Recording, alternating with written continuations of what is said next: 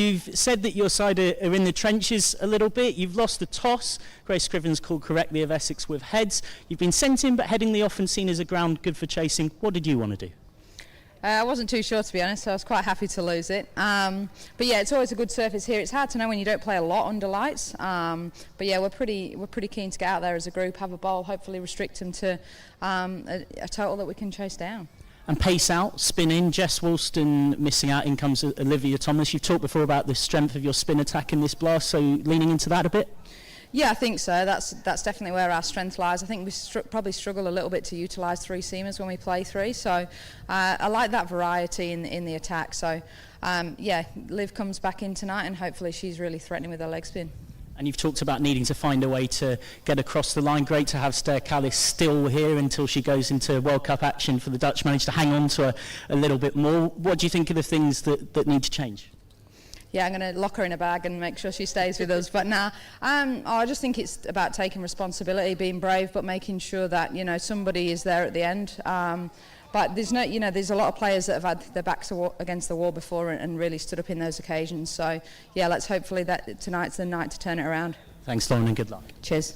So that was Yorkshire captain Lauren Winfield-Hill. We can also catch a word with Essex skipper Grace Scrivens. Grace, you run the toss, it's come down in your favour. Always looks a good batting wicket at Headingley. A simple decision for you to bat first? No, we were probably similar to Lauren there. I was a bit unsure, a bit on the fence. I feel like obviously it's a used pitch, but it's been undercover, so I was a little bit unsure, but yeah, we're happy to have a bat. And one change for you, one win, one defeat so far. Eva Gray comes back in with all her experience. Sophie Munro left out. What's the thinking? Yeah, obviously a team with Eva in it, it's always a positive change, but yeah, Munro's been bowling really well as well, but we're just looking to rest the seamers and keep rotating just to keep them as fresh as possible.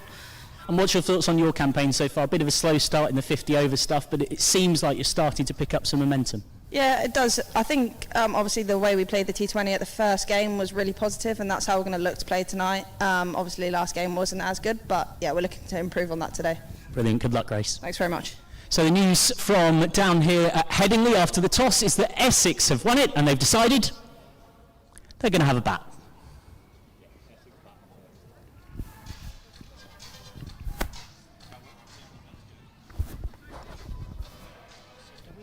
Do we want to keep that down here? No, Howard needs it, doesn't it? Yeah, cool. Oh. Sorry if I seemed like I was rushing you down the stairs. I was just looking across at camera 6 thinking we're going to get there. You're all good at the station. No, don't worry. It was all good. As it was, they chatted for a minute.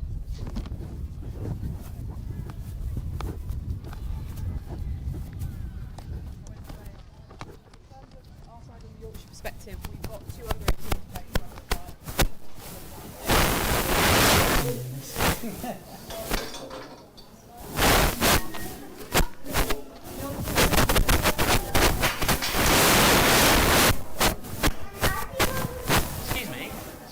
Are you from a particular cricket club? Because we'll mention you on the live stream commentary. I've sent it across already.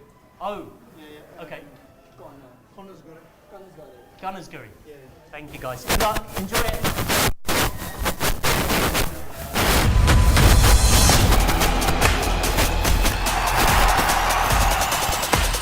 This is Yorkshire.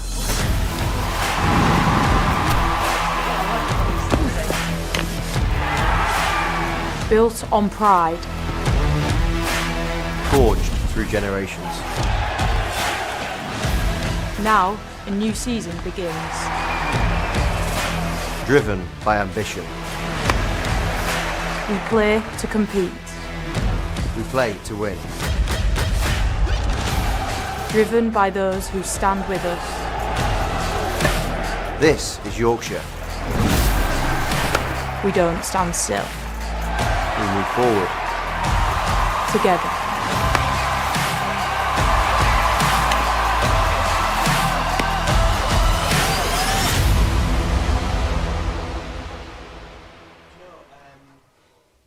It's what we used to do with it before we had the roving camp, so I can't take all credit for it.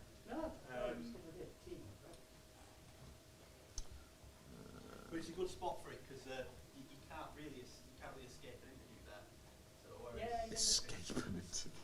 Well, yeah. I mean, yeah. Either captain would have been tough to say no. Or any technical issues with it, it's just one of these things you can get rid of. This is a thing quite quickly. It's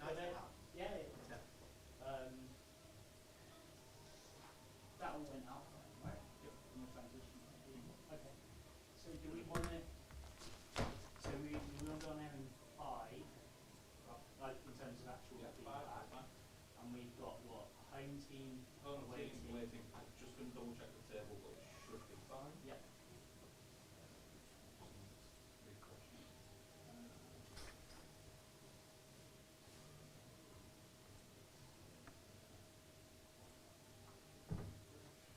How many have we played?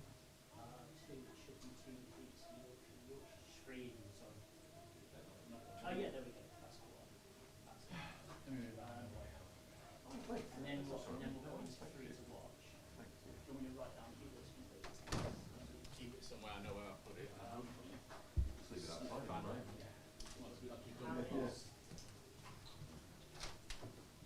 It looks a funny one for Sunday, doesn't it? I was looking at the forecast and kind of the morning looks wet, the afternoon looks like it should be alright. Yeah, you might get away with it. Keep changing quantities, so Kind of that long it's not too wet in the morning. just keep getting it. That's the worst thing. Quite nice. That's something Clifton this night's going to get paid either way because we're waiting for a game. Those are the best days. We don't play today. Off you go. Yeah. And you've got That little new pen got box away, was nice. away done. It's good, isn't it? Yeah, Yeah, really is nice. I couldn't stay late. Let's get back. Yeah. So we've gone there about 5. What is my key to know that you It does get busy, but it's kind of it's kind of a bit of a little hidden gem. you can change shot? Yeah, thank you for that along. It was nice. So when you change No, off that it shot, was Connor. I wouldn't have start, shot, and then Knowledge to that. leave him. But no, it's really good to. I love playing snooker. Yeah. It's great. Okay. So when I quite naturally Well, finish when with you, home, just yeah, change me and Matt, change some of the the halves over here. Yeah, of course. Like a little, Get in there. It's nice to have it as a Yeah. something that's not packed with students. And Yeah, it's not on the oppie run. None of that. Hi, Nathan. You're all right. Yeah, not sure. Mate, we're worried about your barbecue sauce, mate. It's been sitting out in the sun. Oh no. It'll be alright. It'll be fine. Be really. It's team barbecue sauce. That's as good right now. It's teeming with something. Because I was just hearing everything happening in this room. Is it coming through here? Yeah. What? There's no, it's not wide.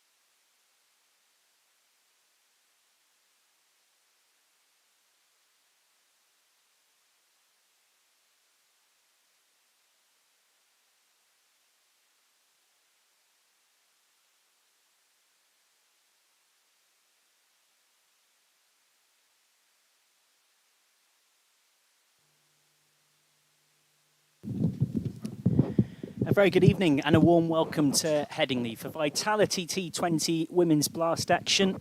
The final game of 4 across the day. Yorkshire at home against Essex, with the first ball coming up in 10 minutes or so.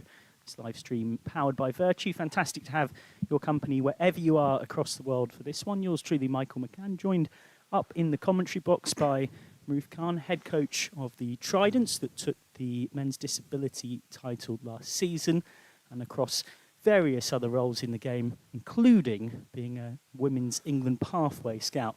Someone who's perfectly placed to run the rule across this one. You might have seen from our interviews at the coin toss earlier on that Grace Scrivens, the Essex skipper, correctly called in saying that she predicted it would be heads.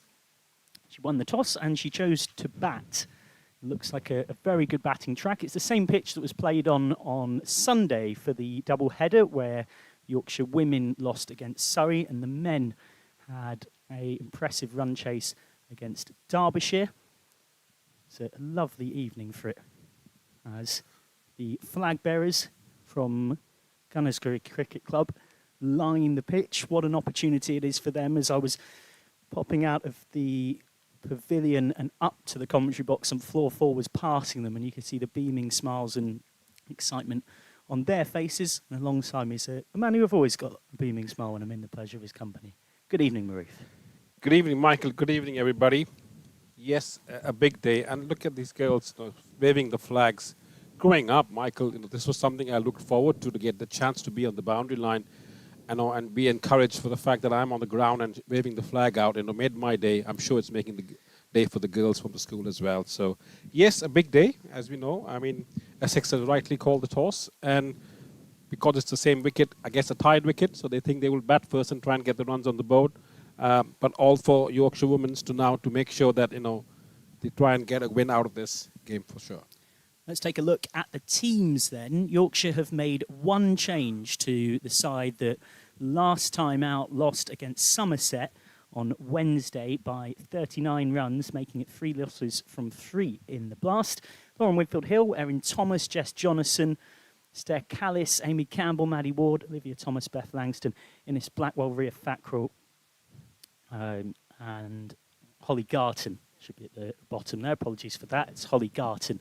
We haven't quite managed to clone Innes Blackwell yet. She's been so brilliant coming out of the Yorkshire Academy. She turned 17 on the 30th of May. She turns 17 tomorrow. I'm sure if Yorkshire had the opportunity to clone her, she'd be right up there in terms of players they'd love to get 2 of. But it is Holly Garton at the bottom of that team sheet. One change then for the Yorkshire side from the defeat against Somerset. Olivia Thomas then comes in for Jess Woolston. Lauren Winfield-Hill alluded to that at the toss when speaking to me, feeling that Yorkshire wanted to play on their strength of their spin attack a bit more, give themselves a bigger range of options. Claudie Cooper, who had played every single game for Yorkshire in senior competitive action since the start of last season, misses out for the 4th game in a row due to illness. So hopefully she is back relatively soon, and that's not too serious. But that is a miss for Yorkshire in that spin department. But that hands Olivia Thomas just her 2nd start this season. She spent quite a bit of the campaign out with a shin injury. And it's not a change, but I guess it's maybe a slightly unexpected name on the lineup, which is Esther Callis is still with Yorkshire, despite the fact that Scotland, Bangladesh and the Netherlands have already started their tri-series up in Scotland. Lauren joking at the toss that she's been trying to effectively try and lock Esther away and keep her with Yorkshire as long as possible. But jokes aside, a massive asset for Yorkshire to get one last game out of their Dutch maestro. Absolutely. I think Esther Callis, along with Jess Jonathan and Lauren, has been scoring the bulk of the runs this year. And I think she's got a good 50 again in the last game. So I guess Yorkshire would be looking for her to fire again today and make sure that she gets something done quite correctly. Let's look at the away team. Essex line up as follows. Grace Scrivens, their ever-impressive skipper. Lizzie McLeod, Cordelia Griffith, Jodie Grucock, Jo Gardner, Flo Miller, Sophia Smell, Amara Carr, Kate Kopak, Esme McGregor, and Eva Gray. Eva Gray comes in for Sophie Munro. It's no injury for Munro. It's just simply through what is a very busy Blast fixture list.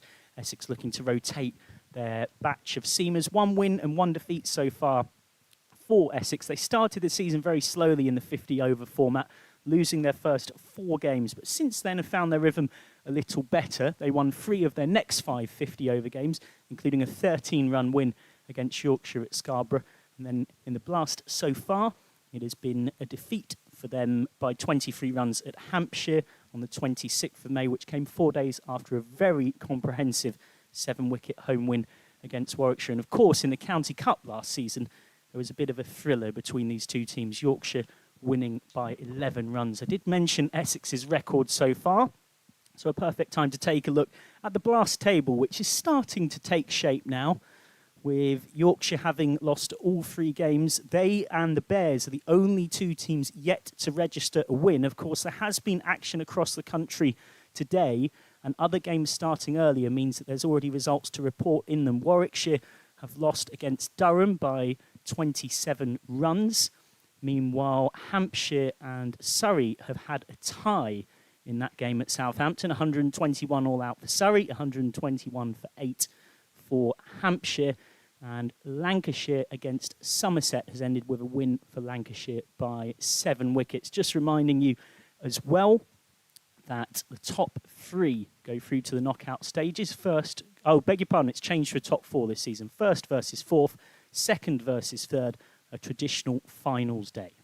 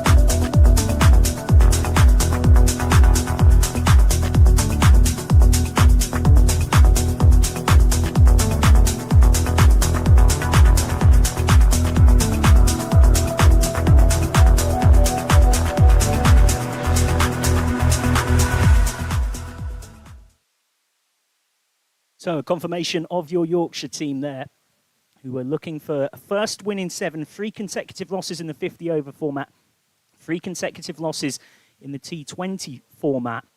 And some very interesting quotes from Lauren Winfield-Hill, who's known as being someone that certainly doesn't just resort to the cliches, as we see the umpires Ben Peveril and Gabby Brown head out. Brown on the left and Peveril on the right, followed by Yorkshire, who've been sent in. And some nice touches as most of the Yorkshire players make a real effort to high-five the flag bearers. Those quotes from Winfield-Hill. We're in the trenches a little bit at the minute. We've lost quite a few games on the bounce, but I'm up for the fight, and we've got a lot of players who are really keen and resilient. Essex are a team we can beat. We know we can go toe-to-toe with them. It being at home as well, under the lights, it'll be a good occasion. Hopefully we'll rise to that and put in a good performance. The Essex County Cup game last season was special, and I still think T20 cricket is a really good format for us. We've just not fired yet, but it's a long competition, and it's early days in this block. There's been a lot of chopping and changing for us with injuries, illness, and we've got a couple of girls, Stair Callis and Rachel Slater, going to the World Cup. But we just need to sneak home in a close one and then build some momentum. We can certainly turn things around from here. I don't think she would have said that any differently. I think momentum is the key.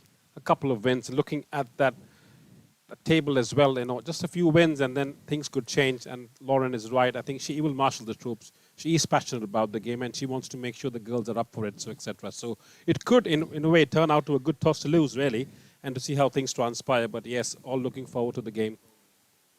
Yeah, it was certainly interesting that both captains admitted that they were not quite sure what they would do. Grace Scrivens said that she was somewhat almost hesitant to bat, and Lauren Winfield-Hill admitted that despite obviously knowing Headingley exceedingly well, don't necessarily know quite as much about a T20 under the lights. I guess that's fair. I think the twilight is when things start changing and the ball starts moving a bit. That's the kind of period she might be willing to avoid, really. But it's a small outfield. It's about 55 meters on one side and 60 on the other. So I guess it will be a good game to go forward. And it's Blackwell to bowl the first ball to Grace Scrivens. who cuts this away. Big chase needed around by Cover Point, who won't really have a chance of getting there. Desperate dive out there from Ria Fackrell, a boundary off the first ball. Essex's skipper winning the toss, choosing to bat, and in the runs immediately. Nice, juicy way to start the game, really. It is a little short outside the off-stump, giving Grace all the room that she needs. Times it beautifully for 4 runs. There's McLeod at the non-striker's end. That roll with a little in-swinging nibblers. Turns 17 tomorrow. A better delivery. Scrivens will say that she guided it. Others might say she outside edged it. What's for sure is it's back-to-back boundaries. Yeah, not an ideal start, but a good ball nevertheless. And it's Blackwell getting close to the stumps. Nice movement as well, quite late. I guess that's a good ball. Unlucky to get 4 runs, but that's how the game goes these days. It's a very fast outfield here at Headingley as well. And there is a short boundary on one side. It's around 55 metres or so in that square area around the western terrace, hitting square of the wicket towards the leg side. As it is, it's the offside boundary that's being peppered. That's managed to get past Jonathan at backward point for what will be one more. Fackrell does the fielding. And looking at it, really, the first 3 balls of the game, the balls come nicely onto the bat. That could answer the question that it could eventually be a good chasing ground. But having said that, I think a right-hander would help. McLeod batting in is trying to dot the balls in, could change things for them.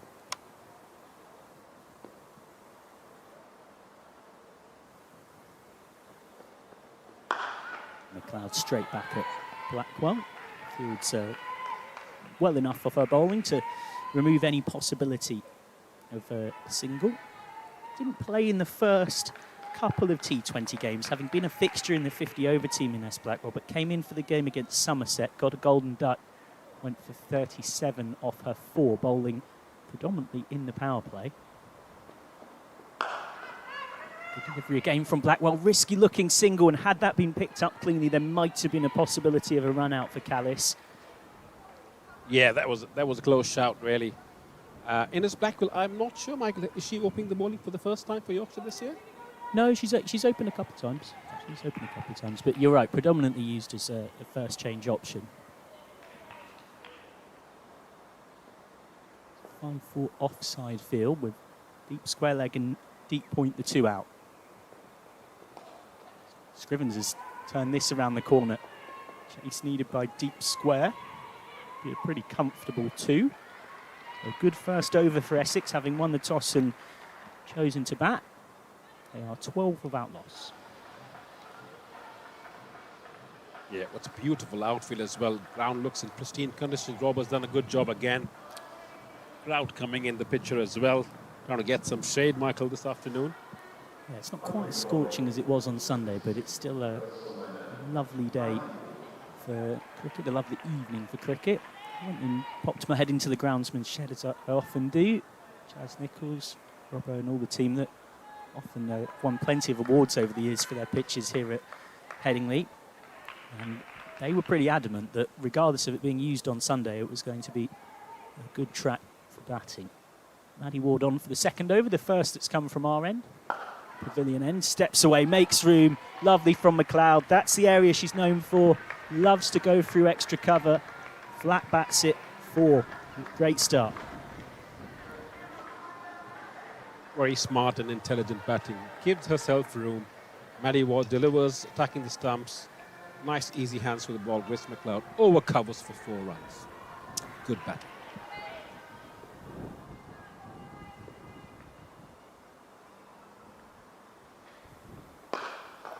Straighter this time from McLeod, and that has managed to beat mid-off. Sharp work from Callis coming around, but those 2 shots are quintessential Lizzie McLeod. If you look at her wagon wheel, disproportionately scores from a sort of wide extra cover through to long on. Really powerful straight hitter. Yeah, all the more reason, I guess, for Maddie to just attack her stumps, really, or make sure that not giving her much room. McLeod loves to give herself more space and tries to kill the infield boundaries. Has just turned away. Scrivens intelligently places this for 2. So Scrivens is on to 13 off 5. It's a 60-metre boundary out towards the east stand. And it's 60 pretty much all the way around, apart from for what this over is of a deep backward point through to a wide mid-off for Scrivens, where it's down to 55. And you might think 5 metres, but you notice that difference. That boundary is definitely harder to protect, so Ward will be instructed to not give too much width here. It's nice from Maddie Ward. Ward seems to be a player who does everything for Yorkshire, isn't it? Last year we saw her wicket keeping as well, am I right? Yeah, and I'm surprised to see her opening here. I wonder whether they think that her match up to Scrivens is a good one. She predominantly bowls offie. She does have a change-up, Ward, and she has managed to get a few dots in there against Scrivens, so it's not a bad over for Yorkshire after an expensive start. It's pulled it back, it's gone for 7. 19 for 2. The reason why I say I'm surprised is because Ward bowled a couple of overs against Blaze in the first T20, went for 21. She didn't bowl against Surrey or Somerset. But again, there'll definitely be a match-ups element of how Winfield Hill juggles things appropriately.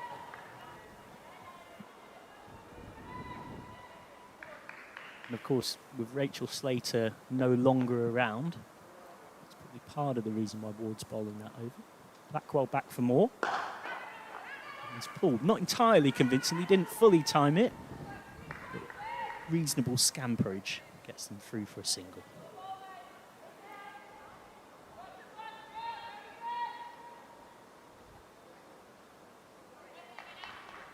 Three games completed earlier on today.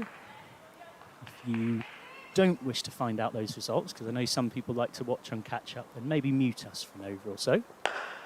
That's straight driven to mid-off. Durham versus Warwickshire at Chester the Street earlier on saw Durham win by 27 runs, powered by 61 from Bessheath. They made 140 for 5. Alexa Stonehouse with 1 for 15, Warwickshire's best bowler. Warwickshire bowled out for 113. As has managed to, well, thought she might have threaded that through the gap, but that's a great stop by Jonathan. Otherwise, that was definitely 4, and rightly gets a little high five from a couple of players. Exactly what we need earlier on, fielders throwing themselves around. JJ dives to her left, stops that ball, lifts up the team. Ines Blackwell is actually doing well. She is hitting her marks and asking the right questions when she's bowling today. Yorkshire have just built a little bit of pressure here. The last 6 balls have gone for only 2 runs. After a quick start. Oh, that's a perler from Blackwell. That's a nice change up. As I was mentioning, Durham winners by 27 runs against Warwickshire. Wickets shared round Villiers, Graham, Levick and Turner. Some of those, of course, with plenty of roots in Yorkshire, all taking a couple each in that victory.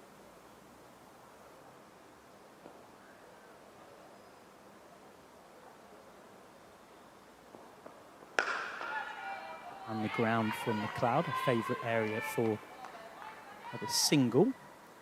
Hampshire versus Surrey, a low-scoring thriller. Surrey 121 all out. Alice Davidson-Richards with 40. Laris, or Laura Harris, with 25. And then a bit of a collapse for Surrey. Amanda J. Wellington with 3 for 25. And Hampshire couldn't quite chase it down. Short, pulled. Campbell can only half stop it at mid-wicket, so that means there'll be another single. Lovely tight over from Blackwell, who has conceded just the 4 from it. 23 without loss after 3 then. In that run chase, Hampshire had Georgia Adams and Nancy Harman to thank for getting so close. Nancy Harman with 43 off 26, Georgia Adams with 30 off 32. And they needed 1 to win off the last ball, but Rhianna Southby was run out by a combination of Rhianna McDonald-Gay and Kira Chatley. The second time in the over they'd done that. They did the same thing to get rid of Amanda J. Wellington 2 balls before. And that's what meant that Hampshire were, for the second time this season, involved in a tie. They had a 50-over tie against Somerset. And speaking of Somerset, they lost against Lancashire on the other side of the Pennines at Old Trafford earlier on today, as Jess Jonathan gets ready to bowl the 4th over on in place of Ward. Ever dependable Jonathan. Starting with a dot. Somerset posted 137 for 6. Sophie Luff, who hit a lovely 57 against Yorkshire on Wednesday, continued her good form with 42. Down the track, and that is a shot of real authority from Scrivens. Mid-on and mid-off up is always dangerous against her in the power play. That's a statement of intent against a bowler of Jonathan's class. Oh yes, that is good batting as well. Ball flighted up, lovely use of the feet, Scrivens, towards the pitch of the ball. Straight bat flow as well. Keeping it exactly where she wants to hit the ball. Good batting, just has now gone round the wicket trying to change things.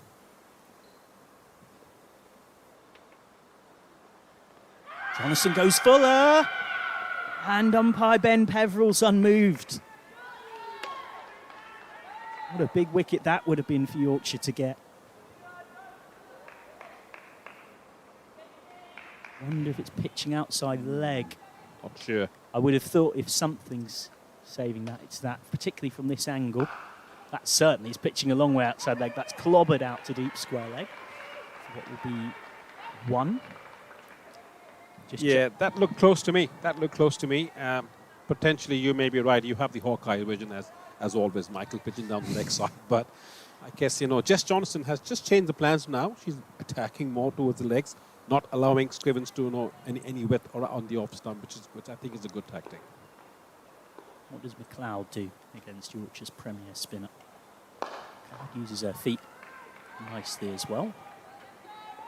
Takes her for 1. And jumping back to that final game, Somerset struggled to quite get the acceleration they might have wanted in their innings. Ended up on 137 for 6, 3 for 20 for the baby-faced assassin Hannah Jones, and Lancashire pretty comfortable in the chase. Backs away, lovely shot from Scrivens, good fielding from Campbell. Good cricket all round, so ends up being a single to finish the over. 30 without loss. After 4, Eve Jones made 43. Meg Lanning, heard of her? Any good?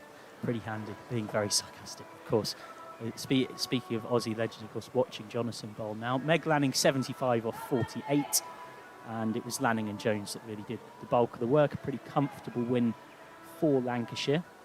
So it leaves Yorkshire and Warwickshire as the 2 teams yet to win in the Blast this season. 12 group stage games. You get in the top 4, gets you into the semi-finals. Ward is back, but Ward has changed ends.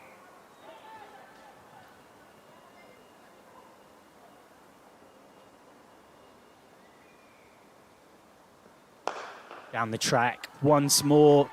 Well, we've seen it from Scrivens against Jonathan, and there she goes again, stand and deliver. And she's giving Yorkshire spinners a dilemma in the power play here.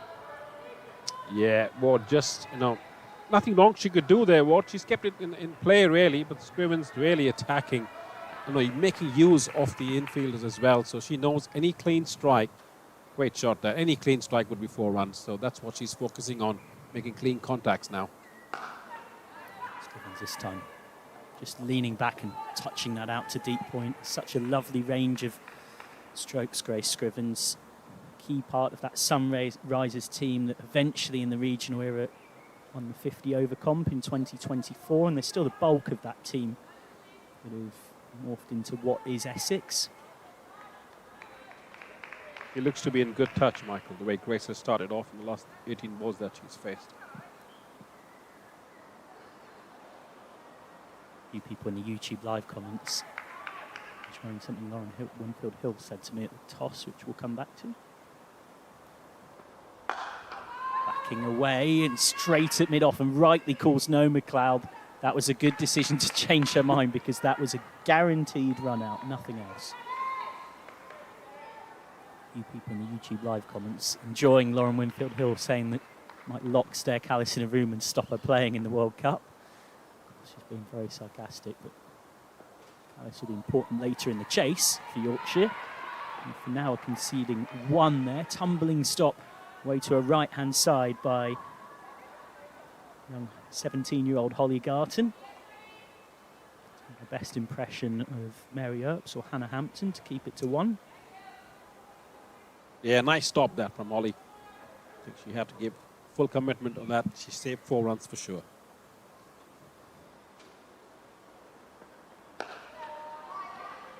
This will be more runs. This will be just one. Was out to the long boundary, but was very close to Thackrell. And when you think that Essex were 19 without loss after 9 balls, Yorkshire will feel like they've just dragged this back a little bit. Yeah, I was about to say, I mean, Yorkshire would be happy. They haven't conceded big overs so far. Into the pads. And they will scamper through for 1. I think even with a direct hit, McLeod would have got home. So 38 without loss after 5 then. I think it's probably one of those starts that both teams right now will be similarly content with, but it is interesting to note we've had 19 scored off 9 balls and then 19 scored off, with quick maths, 21 balls to follow that. Having said that, 7.5, 8 runs in over at the moment, just over that, and I think that's fair. I think if I have won the toss for my team, I'm looking to actually try and bat the opposition out of it. Doesn't look like that's happened, you know. Yorkshire would be in a happier place, you know, having 5 overs done. It's the last over of the power play, so I think if bearing any shockers, you know, they should be happy to have come out of that overs with at least under 10 runs and over. Beth Langston is on. Langston was excellent in the game against Somerset on Wednesday for Yorkshire. None for 23 or 4. Yorkshire's 1 for 23 or 4, I should say. Yorkshire's best bowler in terms of economy rate. It's just kind of guided into the onside by McLeod, who had this big partnership with Cordelia Griffith in Essex's first blast game, made 59, so she'll be feeling confident. But right now, she's quite happy predominantly to play second fiddle to Scrivens. Yeah, I think it's a good challenge for Beth as well. You know, she's coming off a nice performance in the previous game. She will look to try and potentially bounce her if she can. She likes the hot short ball. Yeah, it's a weapon Langston has in her armoury. At times she goes some more length, and I'm not sure this is exactly where Scrivens wanted it. It's the outside half of the bat, but it is 4 more runs. And Grace Scrivens dominating the scoring early doors here. Any width given to any batters nowadays, they throw the full kitchen sink at it. They don't care if the ball's along the ground or not. But, you know, any contact with the fielders inside the ring is definitely 4 runs. A little bit of width, not good bowling that.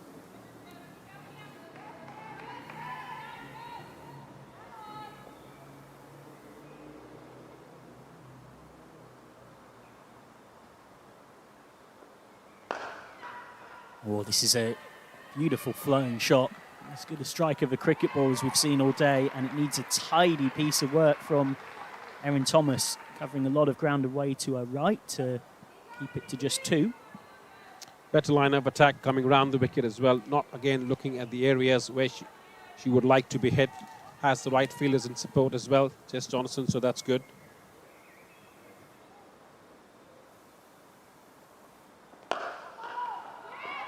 Ground neatly stopped off her own bowling by Langston, another seamer as she calls herself in this group. It's interesting talking to so many different people across the country. Of course, she's a self-identified Essex girl, Beth, so playing against her old county, a place where she grew up.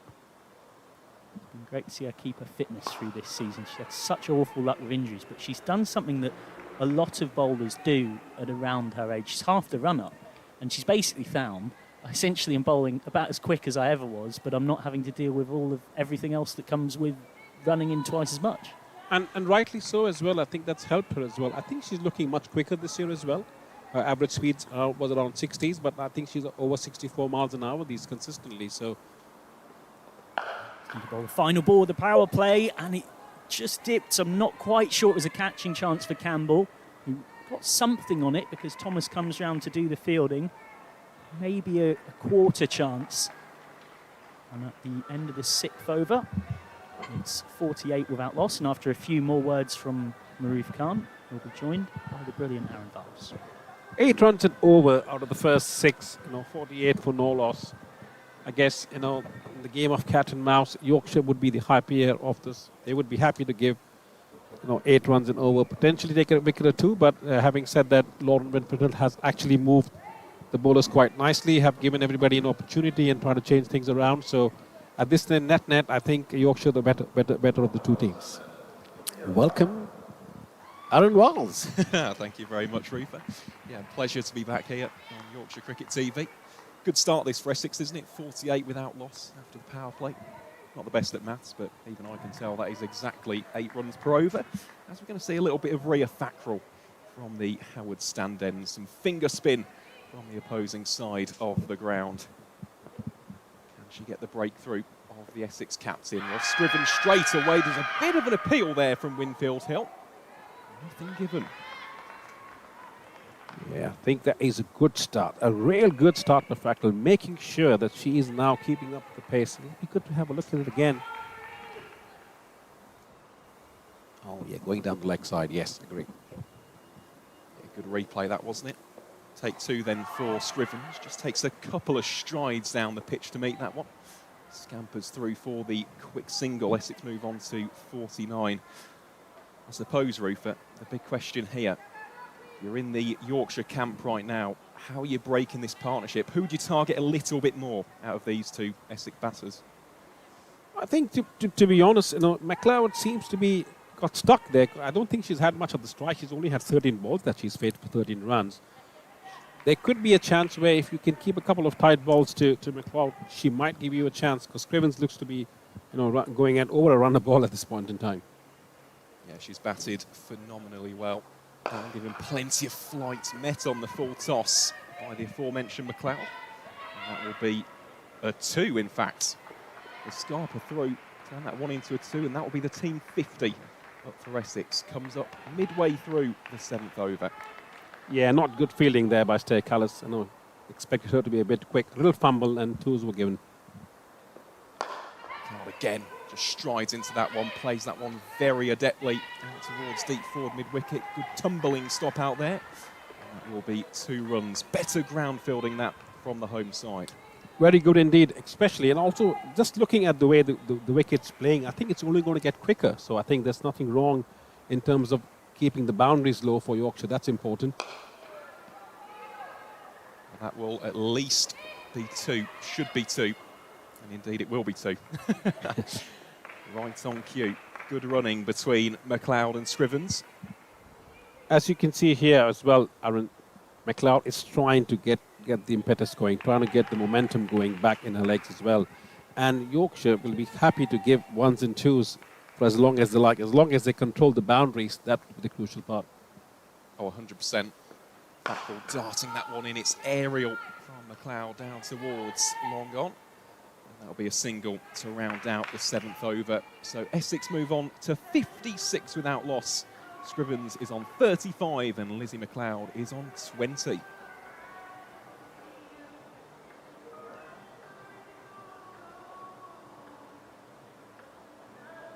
just see there the iconic floodlights here at Headingley. They are just part and parcel, aren't they, of this iconic venue? Yeah, I'm sure our viewers would know that as well, but the floodlights are in the shape of the Yorkshire Rose. It's pretty much, what Yorkshire's all about, really. I think, the White Rose, as we call it affectionately in this part of the world. Looks to be that there would be some change of bowling. Is it Holly Garton coming in? It is indeed, yep. She was ever so impressive against the Blaze, especially that spell to Tammy Beaumont. Did the rounds on social media. Here she is then, bowling at first to McLeod. Whisks that one away through mid-wicket for 1. Little bit of a flatter spinner, that's what I noticed against the Blaze. Looks to utilise the front of the hand delivery, slide it on, especially to, I'd say, around about off to middle. That's usually the MO, the modus operandi for Holly Garton. Something for both of these Essex batters just to be aware and alert for. And it's good to see Holly, taking control of the field position that she wants. She's only a young girl at the moment, and Lauren having a chat with her. Holly bowling the first ball right on the spot. Looks aggressive. Trajectory is a bit quicker as well, which is good to watch. Certainly is targeting those stumps nice and early against Scrivens.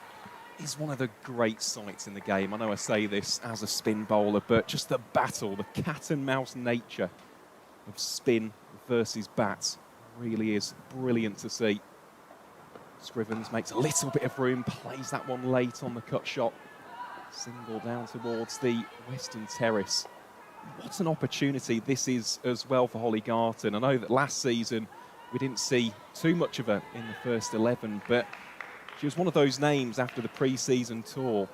Numerous people told me she's someone to watch out for. Getting her opportunity now here in the T20 Blast really is great to see. McLeod this time goes aerial, fall quite a few metres short of the on-rushing Callis. Yeah, and also good for Holly. I think I'm seeing her after a long time as well. Since last year, she looks fitter, she looks stronger. Last year when I saw her bowl a bit, she was a bit slower through the air. I think she's worked all winter around it. And at the moment, the wind behind her back, as I was expecting, is helping her to bowl the balls through. And she has the right fielding position as well. So really aggressive start for her as well. Slightly shorter, hammered away into the onside for what should be one. And indeed, will remain just one. Rhea Thackrell doing the fielding there. Yeah, it'd be interesting to see when was the last time the boundary was scored. Aaron, I think it's very important to note that because for our viewers as well. Singles and doubles, won't kill the game really. It's the boundaries that the girls need to stop, and Yorkshire are doing a good job at it. Certainly are. Here is the last delivery of the over. McLeod again giving herself some room. And on that occasion, it was a little bit too fanciful. Holly Garton strikes in her first over here at Headingley. And Essex have lost their first. The visitors 60 for 1. Lizzie McLeod departs for 22. And what a moment that is for young Holly Garton. Great start again. As you asked me that question an hour ago, what will happen? And I said to you that Holly Garton, or for that matter, Lizzie McLeod, might look to do something differently. That's what you try to do. Steps in front of the line, ball pitched up, giving herself no room once we see the replays again. Great bowling by Holly Garton. Really is. You could see what McLeod was trying to do. Just trying to shuffle a little bit across, maybe paddle it a little bit fine, but in the end, just misread the trajectory of the ball itself. Yeah, watch her come through. She's watching her. She's making eye contact with the bowler, and lovely, full length as well. Great bowling. Certainly is. Great moment that for Holly Garton. A much needed spark for Yorkshire County Cricket Club. So Essex are 60 for 1. Into the middle now is Cordelia Griffith. So it's still a right-hand, left-hand combination. It will be Jess Jonathan from the Howard stand end.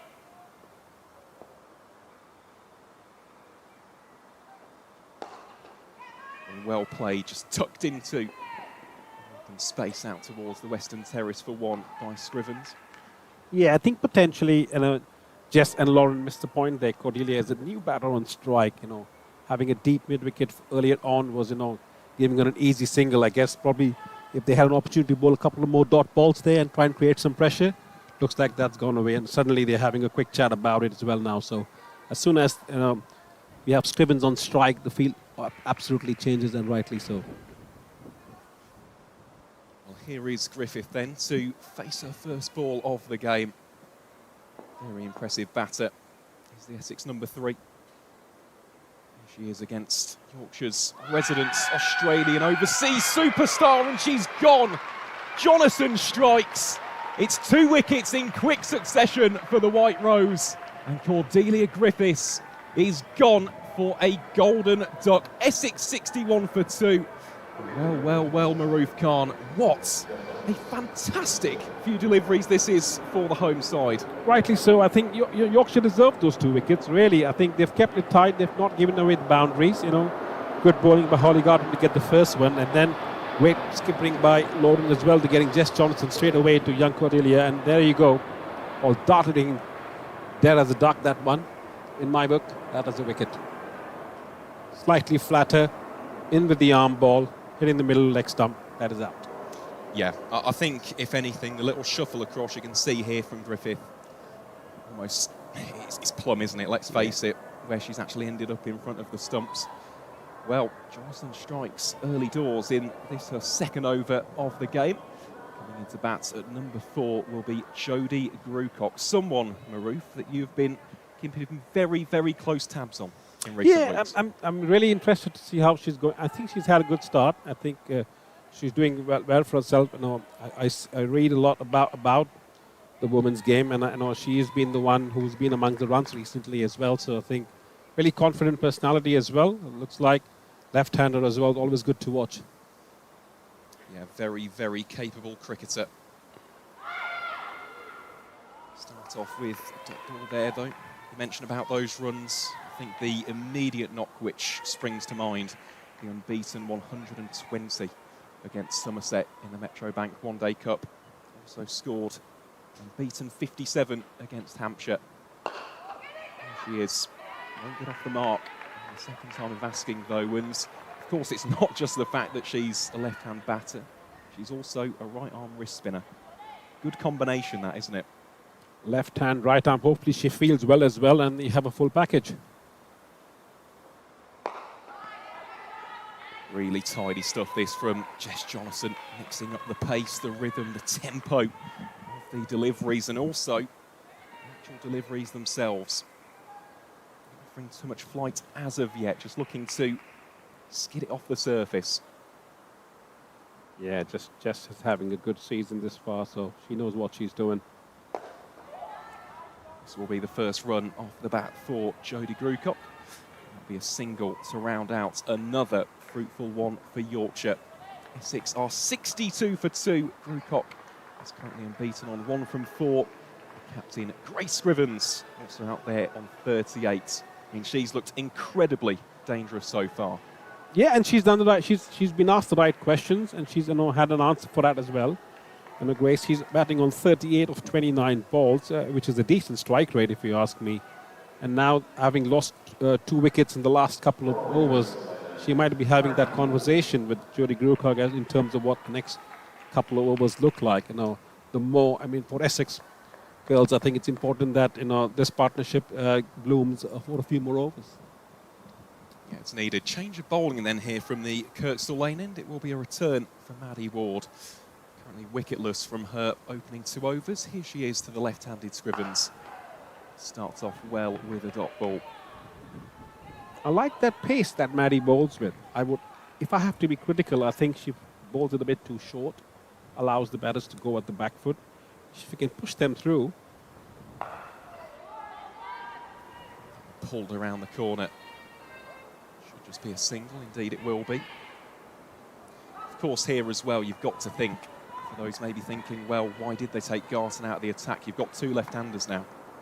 So it's not a left-hand, right-hand anymore. Both Scrivens and Jodie Grewcock, southpaw batters.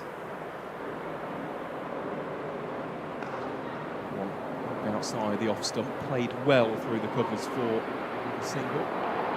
Yeah, and the way, and rightly so, I think you've said that correctly as well. And I think because of 2 left-handers, I think off-spinners trying potentially taking the ball away could have some doubts on the batter's mind. But looking at Grace Scrivens, the way she bats, she's always waiting on the back foot all the time. It's good for Ward or any of the bowler watching to make sure they push the ball a bit more through further. Anything short, she's going to just knock it about like this, as we just saw. The exact same for Grewcock. Keeps the strike rotating. Of course, this now for Essex, I know it's very cliche, but it is an important part of the game here. You mentioned about the lack of boundaries. There hasn't been a single one since the power play finished. And that trend will continue. I mean, they're continuing to get these singles and 2s, but there hasn't really been anything too wide or even down the leg side from the Yorkshire bowlers. It's been very disciplined stuff so far from the hosts. Given a little bit more flight. Could be a shy here at the non-striker's end. Grewcock is comfortably home. And that will be a single to round out the over. Halfway through the first innings of this T20 Blast game, Essex are 67 for 2. Yeah, if I would have lost the toss and if I was bowling and my team would have got 67, given 67 runs, taken 2 wickets for the first 10 overs, I would be the happy a lot at this stage. So I clearly feel that the pressure that Yorkshire bowlers are creating right now is good to see. There hasn't been a boundary considered the last 5 to 6 overs, as we rightly talk about that. Clearly, it's everything on Essex right now as to how they want to take the game forward. Certainly is. And in fact, Mr. Khan, I shall ask you about that after this next delivery. Here is Fackrell bowling at first to Grewcock. That'll be a dot ball. let's put yourself in the batter's shoes here, Maroof. Right, we can talk about the bowling team as well in due course, but when it comes to the batters, if you are either Scrivens or Grewcock in this situation, how do you go about trying to galvanise your side's innings after what has been a pretty difficult start to the middle overs? Yeah, that's good questions. Once again, you do your homework, don't you, Aaron? So I like that when you ask me those questions. Clearly, if you see today in the first 10 a bit overs, we haven't seen any sweeps or reverse sweeps. All we're seeing is, girls stepping in and playing, happy to take the singles and doubles. We need to try and throw the bowler off guard a bit by playing some adventurous shots. That one not adventurous. It was definitely expansive, though, wasn't it, from Scrivens? A clear change of intent, looking to clear the Western Terrace. Yeah, so the likes of Factor right now, they know that the batters are not going to do anything different, so she's not thinking much. She's keeping her lines quite tacked. If the batting changes... That's a fantastic shot. Long chase on here for Maddie Ward, and she has done an outstanding job out there in the deep. Rightly applauded by Fackrell, the bowler. Restricts it to just the 2 runs. Nice shot, though, wasn't it, from Scrivens in the first place? Yeah, gave herself room as well and plays a deep cover point. It's good batting, but 2 runs. One. Much more defensively played. And Rhea Fackrell very smartly watching what Grace Simmons trying to do. She's trying to give herself room. And she's making sure she's following her all the time. Not allowing her to go through the bat swing. This time there is the attempted sweep from Scrivens. Half appeal, muted, I'd say, from Rhea Fackrell. And that'll be a dot ball to round out the over. Yet another incredibly miserly one for Yorkshire. Just the 3 runs conceded. Essex are 70 for 2 after 11. So the first time they've gone below 7 runs and over. Which is telling me that Yorkshire are doing a remarkable job in just controlling the innings. 6.36 runs and over. That's not bad if you take it from the bowling side. And look at Rhea Fackrell changing her speeds as well. It's very interesting to watch. Then that's very important for the bowlers to do as well, constantly, especially in the T20 game. Certainly is. Well, there will be another change of bowling here. From the Kirkstall Lane end, it will be a return for Holly Garton, the catalyst of this incredible spell. The Yorkshire spin bowlers currently has those figures of 1 for 4 from that opening over. What a delivery it was as well to Lizzie McLeod. Here she is then to the left-handed Grewcock. That one down the leg side, just helped on its way, but another really good stop there. Fine leg. Prevents the boundary from being scored. Yeah, it's good to see the Yorkshire girls as well, fielding as a team as well. There have been good dive stops from everybody concerned, and they're backing each other up as well. Gives a lot of confidence to the bowlers when that happens. And Holly Garden, straight down the leg side, was happy to just concede a single. There is the attempted reverse. Don't think there was any real danger of the LBW given where it pitched, but you mentioned it before, didn't you, Maroof? The fact is, if it's not quite going your way, try something a little bit unorthodox, and we've seen that there from both Scrivens and, you could argue, Grewcock on the first ball. Yeah, and also, that was a hit and hope shot, really. It was. I don't think she was quite comfortable, Grace Simmons, on that reverse sweep. I'm giving a little bit more flight. Yet again, just paddle down towards deep backward square for 1.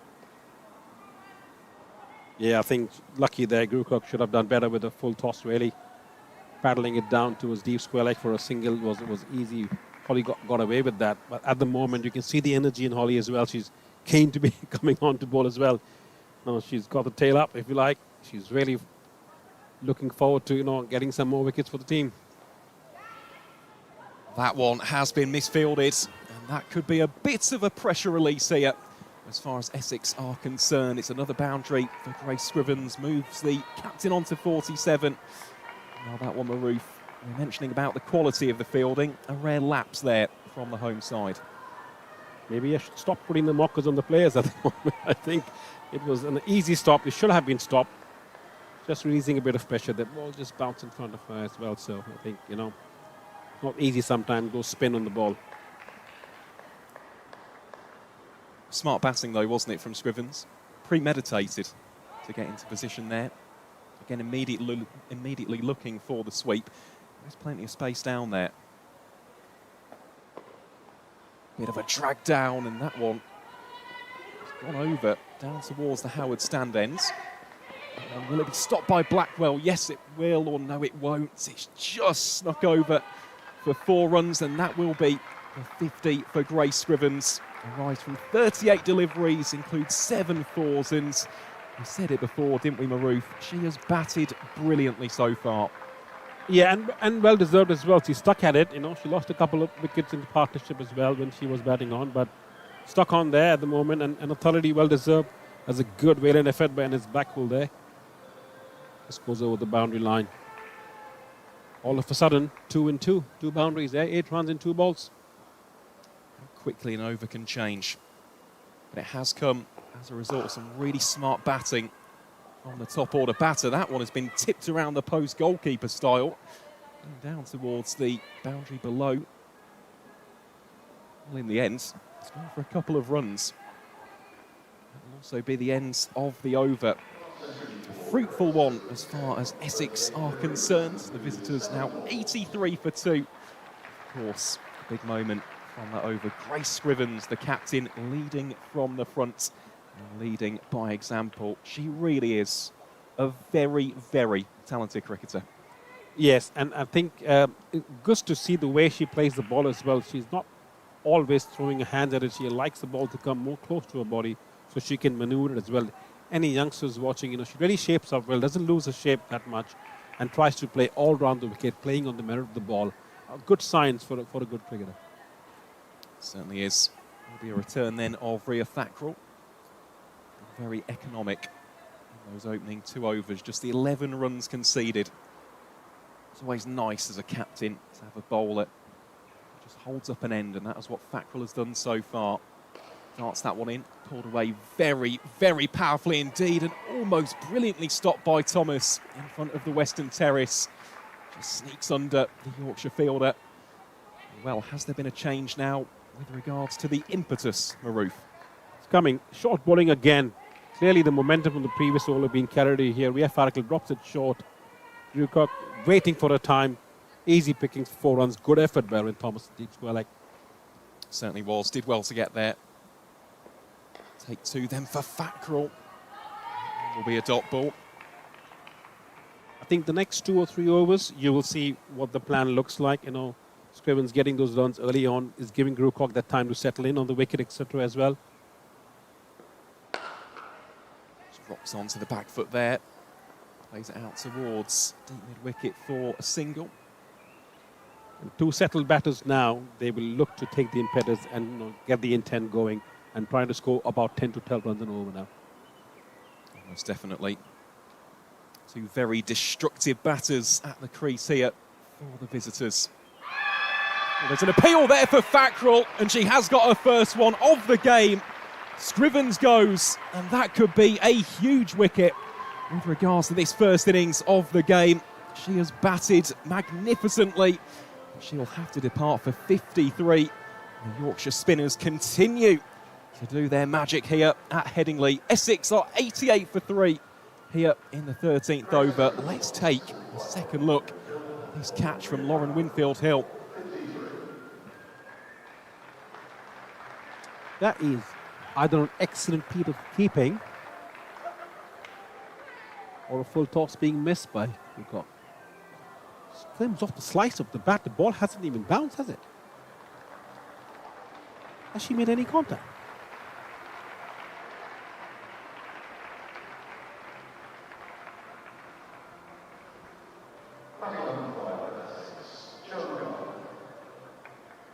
As we just take another few looks at this. Joe Yeah. Gardner. That's definitely bounced in front of Lauren. Maybe this will give us a better idea for all our viewers as well. She comes in line.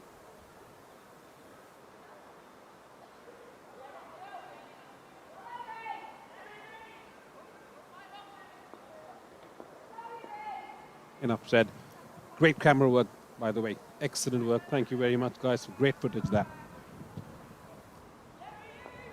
That is an incredibly unfortunate dismissal for Grace Scrivens and for the visitors. There's Joe Gardner, though, at the crease now. For the Southern outfit. With a single down towards wide long off. Shall we say a lucky breakthrough for Yorkshire at this stage? Yeah. And Joe Krukok would be a little disappointed with what's transpired. Nevertheless, the game moves on.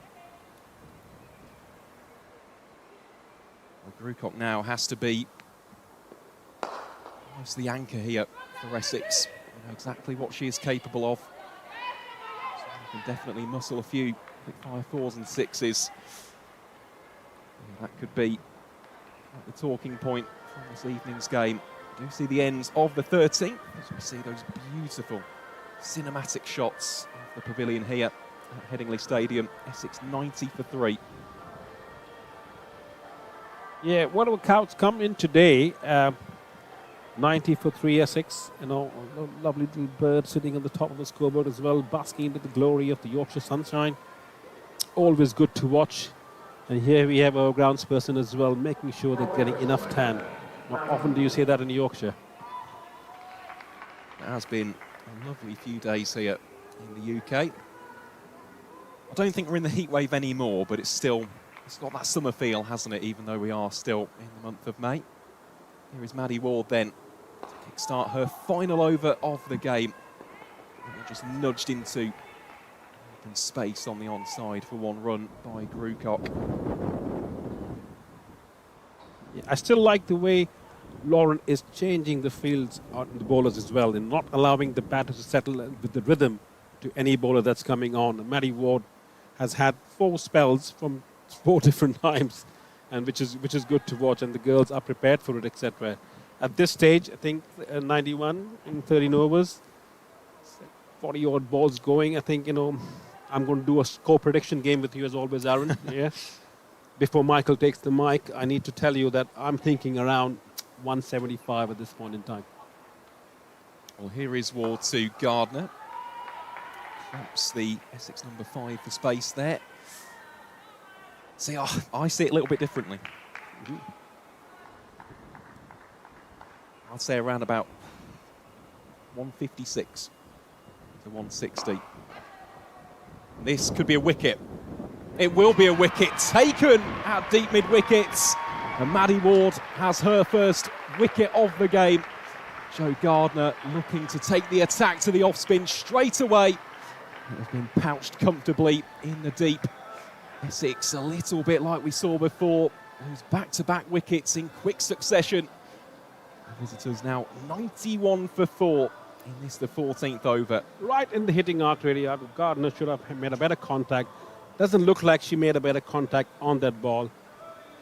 Safe hands, great catch, good wicket. Yeah, Amy Campbell, it is almost a little bit of relief there for the Yorkshire fielder. Nevertheless, though, so important to take your chances, and Yorkshire so far this evening have done precisely that.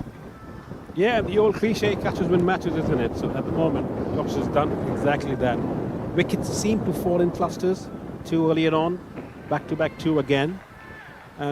All we have to be careful of is in terms of rhythm of the game, etc. So I think more importantly right now, nothing lost, still 6 wickets in the bag. Yorkshire need to keep putting the pressure on, and Essex needs to make sure that they find a way to get those runs. Here is the latest Essex batter. Into the middle is Flo Miller. Someone who, again, a very dangerous batter. Is Flo, excellent fielder as well. We'll see that a little bit later on in the encounter. Drifts down the leg side, and a wide will be given.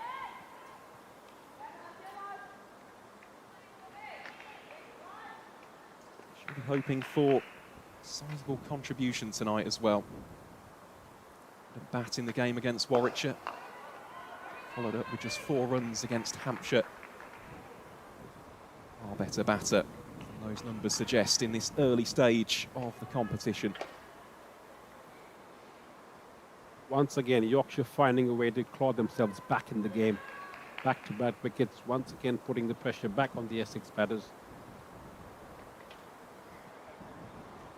There is Ward to Grucock. Carved through the offside for the single.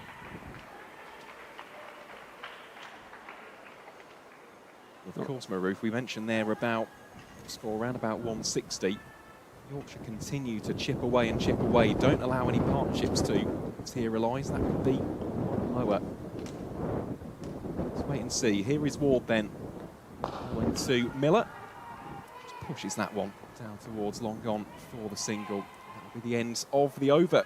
14 have gone here at Headingley. Essex are 95 for 4. We'll say a fond farewell to Maroof Khan for the time being. And on in his place will be the wonderful Michael McCann.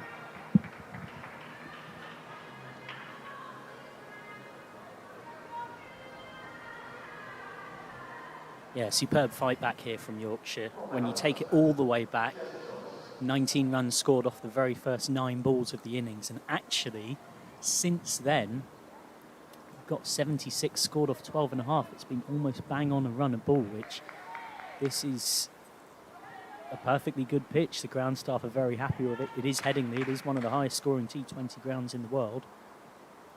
As Jonathan comes in for yet more. 1 for 9 off her 2 so far. Will be leg by. Seen by umpire Brown. So 10 and over from here gets you 155, which is the score prediction you two were just discussing. I think right now, if you're in the game of red and blue boxes and a man with some dodgy T-shirts that look more like curtains in Noel Edmonds and Essex get offered 155, they're saying deal every time here. Visitors will get at least 1. They'll want to. They're going to try and take on 2. And it's a direct hit. Well, even without the direct hit, it might have been out, but there was no doubt about that. That is absolutely superb fielding. It's Amy Campbell in the deep, who's doing her work out there with a dislocated finger as well, which makes it only all the more impressive. A superb piece of fielding, even not factoring that in. And Essex lose yet another wicket. And 96 for 5. And it's the oh-so-dangerous Grucock who has to walk off for 15. Let's take another look at this. That is a rocket arm, isn't it, from Amy Campbell. Took the catch to dismiss Joe Garner at deep mid-wicket. And I'd like to see the reaction there of the Yorkshire fielder. That is a bullseye from the deep. Yeah, and you think it's only a couple of weeks ago, I was chatting to her about this finger injury she's got. She was saying it's awful fielding and it's awful trying to pick the ball up on the run in the deep. That's when it's at its worst. And yet the ground she covered there and how she executed that, it's Miller that is run out for 2 off 3. Grucock does survive on 16 but loses another partner. It's a stern examination now of Essex's lower middle order. Grucock sweeps well. Looking to access that short boundary, but it's straight at deep square. Brings on to strike Sophia Smale, 21-year-old all-rounder, one of the relatively rare players who, when the regional to counties era happened, didn't necessarily move to the place you would expect based on how things changed. Part of Western Storm, but then moved to Essex in 2025.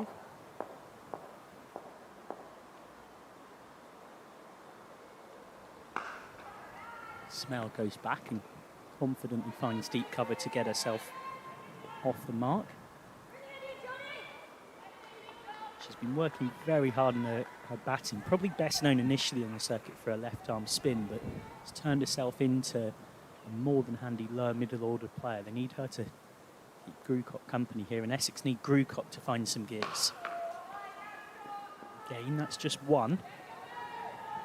Really struggled to access this short boundary as they would like, the visitors. Well, they have, and the other thing I'd just like to draw your attention to, of course, we mentioned partnerships in the previous over. We saw 60 between Scrivens and Lizzie McLeod as the 100 comes up for the visitors. Since then, partnerships of 1, 27, 3 and 6.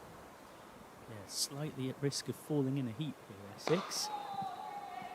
And Smale will keep strike with a single, so 101 for 5 then 15. But this is a ground that generally has a reputation for you want 160 minimum batting first. And you think that when these sides met, when Yorkshire, I should say, were in action on Sunday here, Yorkshire against Surrey, it looks like a low-scoring game on paper, but I think it was broadly agreed, including a couple of players that I spoke to on both sides, that everybody didn't bat very well, basically. The scores didn't really befit the pitch that was in front of them. When you think last year when these teams met in the County Cup, Yorkshire got 188 for 4, and Essex only finished 11 runs short on 177 for 8. It's Holly Garton back for more, one of the stories of the season. 3 for 23 on Blast debut at Blaze. This young leg spinner is crashed down the ground and it's dropped away to her right by Langston. Would have been a good catch diving away to her right. Did get both hands to it, and by her high standards might be disappointed, and has handed Smale a life. Yeah, that's unfortunate, isn't it, for Langston? She did well to make up the ground initially. She just burst through the palms, and that could be a big moment. Smale, as we know, a capable boundary hitter. Set on the side field. Garton's instructions will be to not give much width, and she's followed that plan to perfection. There she bowls a lot of top spinners, Garton. Obviously the field has to adjust for Smale, who will want to access that short boundary. And the field is very much signposting for Garton to say to Smale, well, you can hit to that short boundary because we've got 3 sweepers guarding it. Full toss. Almost hit to Langston for a catching chance. Garton's got away with that. I think that surprised Smale, to be perfectly honest. I think it has as well. It is funny the amount of times we say a bowler's got away with that, but you don't actually see that many full tosses dispatched. We've got to get one of the analysts one of these days to give us the pitch maps and tell us just what the strike rate and wicket percentages are for such deliveries. Garton goes shorter, and that's got right between extra cover and mid-off. Leans back. This is a classy shot from Smale.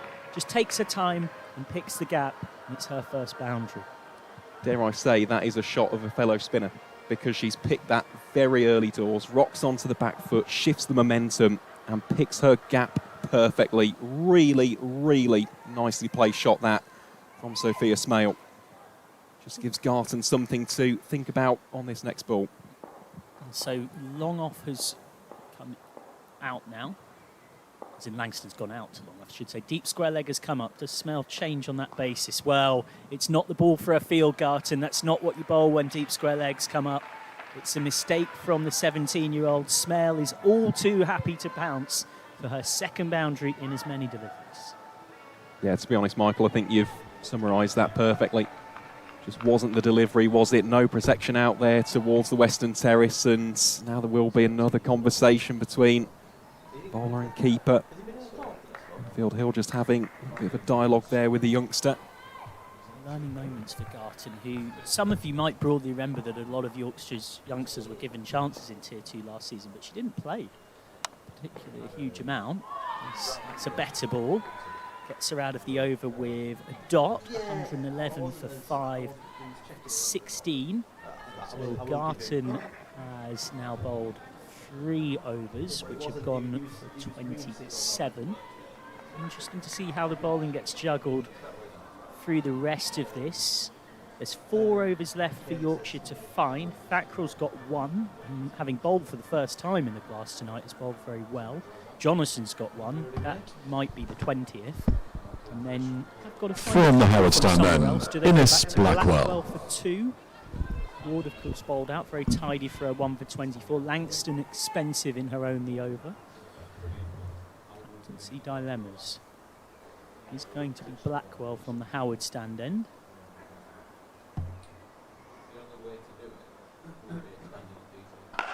Starts with a floaty full toss. She was trying a slur ball there, so it didn't work. But going back to our conversation from the previous over, it's only it was only going to be a single, but in fact it's just above waist height, so it's a single and a no ball.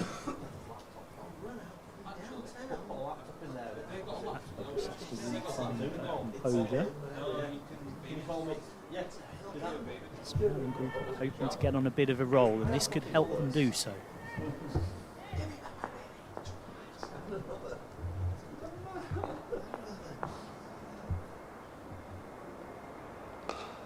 Steps across, is trying to get it through deep square leg. It's a clever attempt to pick the gap, but Ward was onto it, and there was just a moment where Smell and Grewcock had to mutually remind each other that you very much can be run out of a free hit. Certainly can. Well, that wouldn't have been ideal, would it, for Essex? It's a dot ball, though. It's quite bunted down the ground, particularly well timed by Smell. One. He's been one of the stories of the season, really. Someone at 16, and she's just about 16, she's 17 tomorrow, to be playing regular Tier 1 cricket. So that's into the pads, and it's help yourself, really, and Grewcock, all too happy, gets it past short fine and gets herself back up above a runner ball. Yeah, she was looking for that shot on numerous occasions against the spinners. This time it's against the slightly quicker pace of Inez Blackwell. Again, just takes a couple of steps down towards the leg side and helps it on its way. Absolutely no chance of stopping that. A fine leg. So Blackwell again must re-find her composure. You know that risks becoming very expensive for the home side. It's a much better delivery from Inez Blackwell. I mentioned Gartner in the previous over, so Blackwell played just one game, which is her debut against Middlesex. She got 1 for 39 off 10 and 30 in a 50-over game against one of the very best teams in Tier 2. And Holly Gartner only played 3 games. So the 2 youngsters that burst through for Yorkshire this season, the 2 that actually didn't play too much last time around. So that's not timed, but it will get wide of Langston at mid-off. Lugs for a couple. Bit of fortune for Grewcock, but at this stage has to show signs of that type of aggression. Can't really sort of piggle their way to 140 here, Essex, and they'll know that. This isn't a pitch that looks like it has a particularly huge amount of demons in it.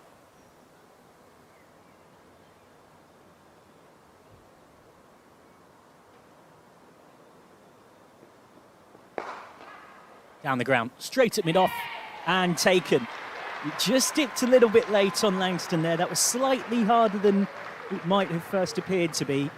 And Blackwell gets a wicket to round off the 17th. 120 for 6. And Grewcock, recent England international, of course, in terms of being in and around the Charlotte Edwards squad, has not quite got going tonight. Credit to Yorkshire for shackling her. She's out for 26 off 27. Even so, could be a pretty major moment as we head into these final 3 overs. Grewcock, as we are well aware of, can be extremely, extremely destructive at the death. So to get that wicket, the deliveries remaining really, really good as far as Yorkshire are concerned. With that being said, though, I still look at Sophia Smale. Amara Carr now comes to the crease. Yorkshire still have to be very disciplined with their lines, with their lengths. Of course, in the field, I think so far tonight, I mean, that latest catch from Langston probably sums up just how sharp Yorkshire have been in the field, aside from a slightly difficult catch, well, attempted catch, I should say. It was put down by the aforementioned Langston. Apart from that, we've seen some moments of sheer brilliance in the field. The run the ball here gets 138. 10 and over gets bang on 150. Langston from the pavilion end. Here she is bowling to Smale. Smale goes audacious. The reason I'm chuckling is I was having a conversation with Beth Langston at Scarborough a few weeks ago before the game against Durham that was tied, and she said, I just laugh at these kids these days. Some of the shots they play off me, I wouldn't have even known they existed until a few years ago, and that's a perfect example. But you can see why Smell's trying it. It's only short third. Over that, it would have been 4. Well, Winfield Hill now comes up to the stumps as this one attempted to be muscled over the top of mid-on. It's been dropped by Stair Callis. Well, it's another life for Sophia Smale. Well, this is straight into the breadbasket and straight out. Very uncharacteristic error from Stair Callis. Normally, and there's a reason she's so consistently at mid-on or long-off, the kind of fielder you would put your mortgage on. One well ran by Smale and Carr. You could just sense a collective sense of almost disbelief for the fact that that was put down, but there's another reprieve for Smale and for Essex. Can she capitalise? That is the question. Carr on strike.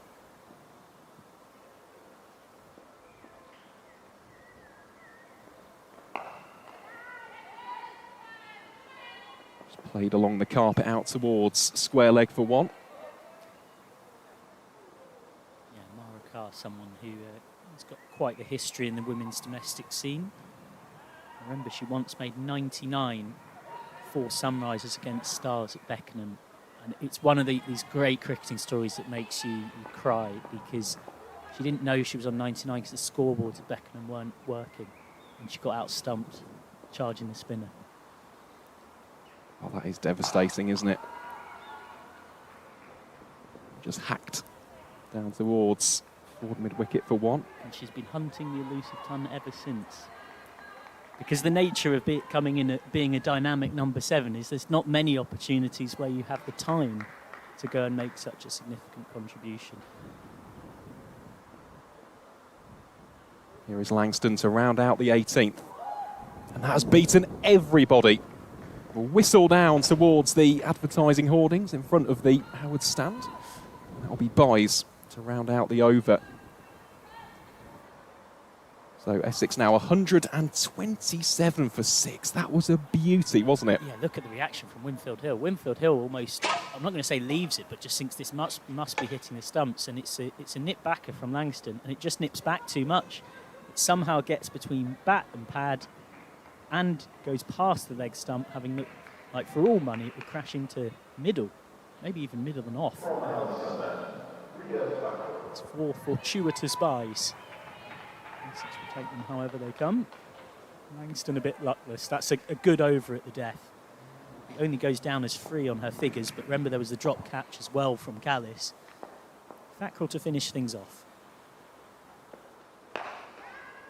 Well, starts off by conceding a boundary. That one will not be stopped. Out towards the western terrace. Beautiful shot that off the back foot, and I'll tell you what, this could be a very interesting over. Thackrell has bowled incredibly well today, as is so often the case in T20 cricket when you have got a spinner bowling at the death. As a batter, your eyes do light up. They're looking for those gaps, and there are plenty of them on the offside. It again looks to find a similar area to Sophia Smale. When I said finish off, of course I meant final over from Howard stand end. You're spot on. The game within a game here. You've got a deep set onside fielders. Just watch Smel's footwork. Smel's backing away very early. She knows that if she can get it through anywhere on the offside that's not long off, it's quite possibly 4. This time makes a little bit of room outside the leg stump. Given as wides. Like that from Smell though. Smell's gone, okay, well my other gap is if I can sweep really, really, really fine. So is committed to that in the other direction. So kind of messing with Thackrell a bit here. Carr this time on the sweep. Yeah, it's an interesting feel this to Amara Carr, because she is very good on the conventional sweep. You've got a slightly wideish fine leg actually in Inez Blackwell and a deep backward square. Thackrell's bowled 2 wides there, but you can kind of understand why she has. It's on her mind to try and dart it in, give no width. There is the sweep. Slightly more unconventional compared to what we're used to seeing from Amara Carr. But that was compliments to Thackrell, because Thackrell's taken the pace right off that and said, good luck getting that fine. And essentially it was pretty much impossible for Carr to do so. Thackrell here just taking her time at the top of the mark. Here she is bowling to Smale. Well there too, just the length of that delivery. Only be a single conceded here. surely going to be Jonathan. 1 for 14 off 3. I think we'd start questioning if grass is green, the sky is blue. Jonathan didn't bowl his final over coming up. Certainly is here in Leeds today. Oh, this time another attempt, and everybody has lost the ball there. Has eventually been picked up by Erin Thomas. There was some confusion there for Carr, for Fackrell, for Winfield Hill. All going on out in the middle. And after all of those shenanigans, it's a dot ball. And this over's already brought Essex 9. Boundary ball here, and 150 plus really moves into contention.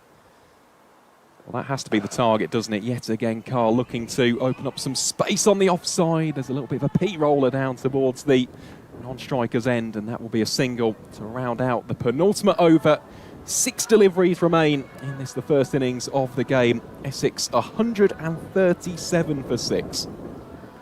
I think if you're Essex, you're slightly wondering how you've ended up here. 56 without loss after 7.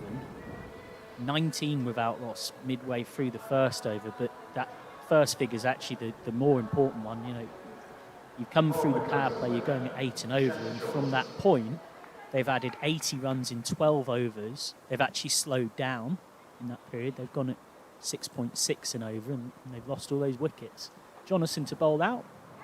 First ball's paddled round the corner. Stopped at short fine, will be 1. 138 for 6.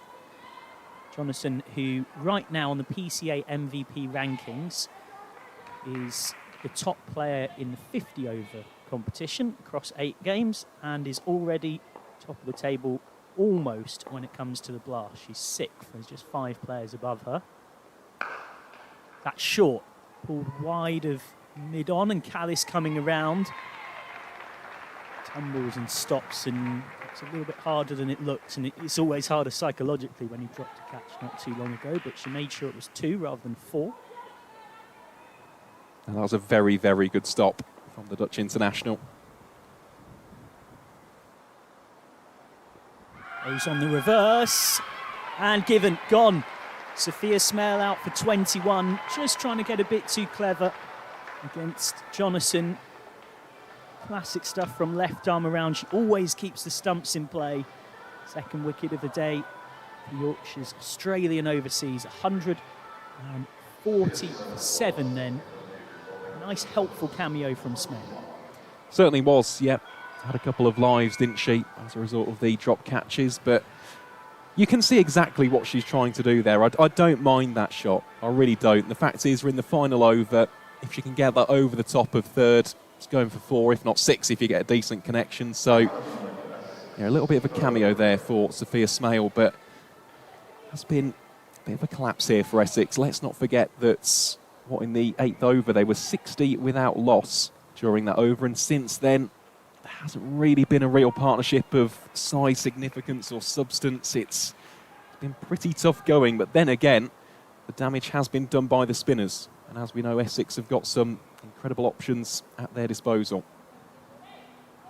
I'm a little bit surprised on the note of spinners we haven't seen Olivia Thomas bowl. The grey out there. One change for Essex's side. Into the lineup and into the runs here with 1. They are going to come back for 2, and that's great scamperage because they get back for 2. They've been doing those shuttle runs miserably in the indoor school at Chelmsford in the winter, Gray and Carr, and it's paid dividends there. So they get back for the second. It's curious that, in fact, for all the first couple of blast games, the first 3 blast games played and didn't bowl in any of them. He's bowled 4 overs tonight.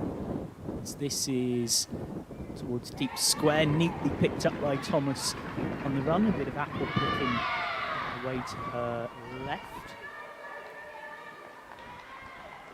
So Yorkshire clearly, I wonder whether it's a match-up thing, but there's clearly some level of thought as to how they're choosing to use their spinners and when. You know, Olivia Thomas, player of the season last season, she played in the game against Blaze, took 2 for 26, 1 for 25 against Surrey off 3. Not used today. This could be out, and it's dropped by Fackrell. That's going to cost Yorkshire a couple off the final ball of the innings, and a couple is all that Essex will get. The Visitors fighting their way up to 146 for 7 then. Final over goes for 10 without the boundary being scored off it. And overall at the midway point, particularly on a high-scoring ground like Headingley, even more so with Essex being 56 without loss after 7, you would say just slightly the pendulum in favour of the home side? Oh, 100%. I think that Yorkshire will be delighted, especially with how the middle overs went. I mean, the three of us had a conversation about the lack of boundaries.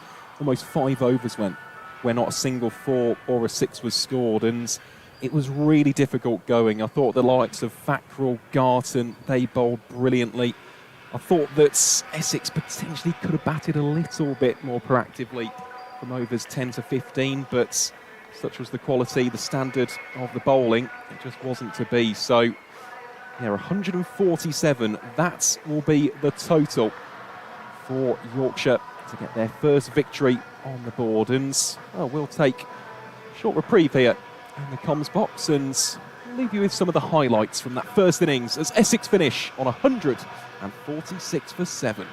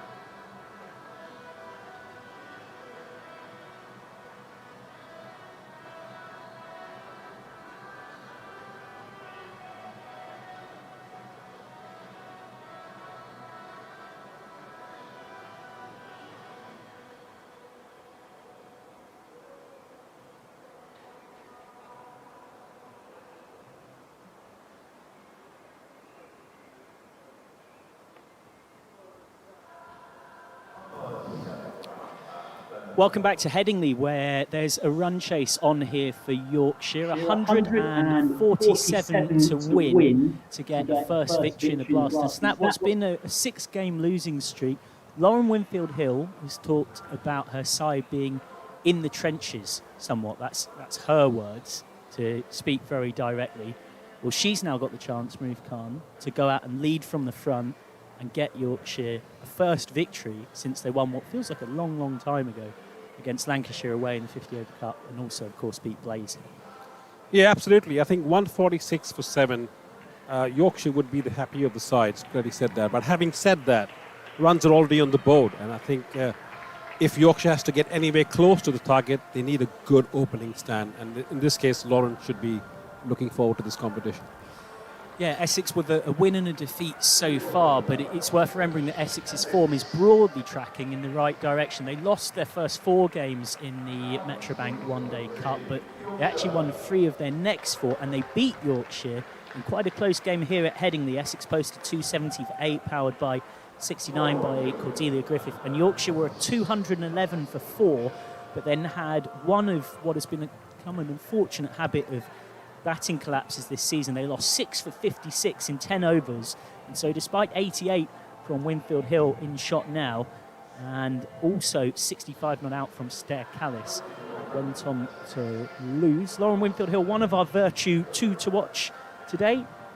104 England appearances across all formats, and she broke Darren Lehman's record for Yorkshire's highest record individual list day score. Lehman got 191.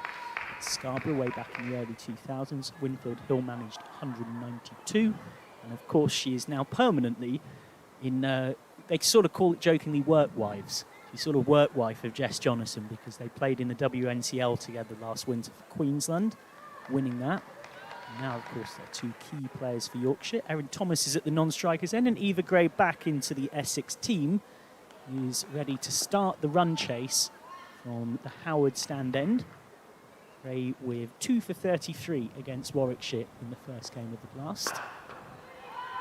Very reliable power play and deaf bowler. Key part of the Sunrisers team that won the 50 over competition, the Rachel Hayhoe Flint Trophy in 2024. And a lot of this team are survivors from that. Gray in for Munro, but one intriguing aspect of this game is that Yorkshire's success in the first innings generally was very spin heavy.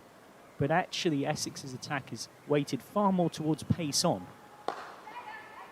Winfield Hill turns this around the corner for the first runs of the reply. Yeah, I think it's quite apparent as well. I think the way Yorkshire bowlers were on their spin played a maximum part, and rightly so. I think the ball wasn't coming out to the bat later on in the innings. This could work in Yorkshire's favour in terms of the ball coming onto the bat, and Erin, she has been in good form since last week as well.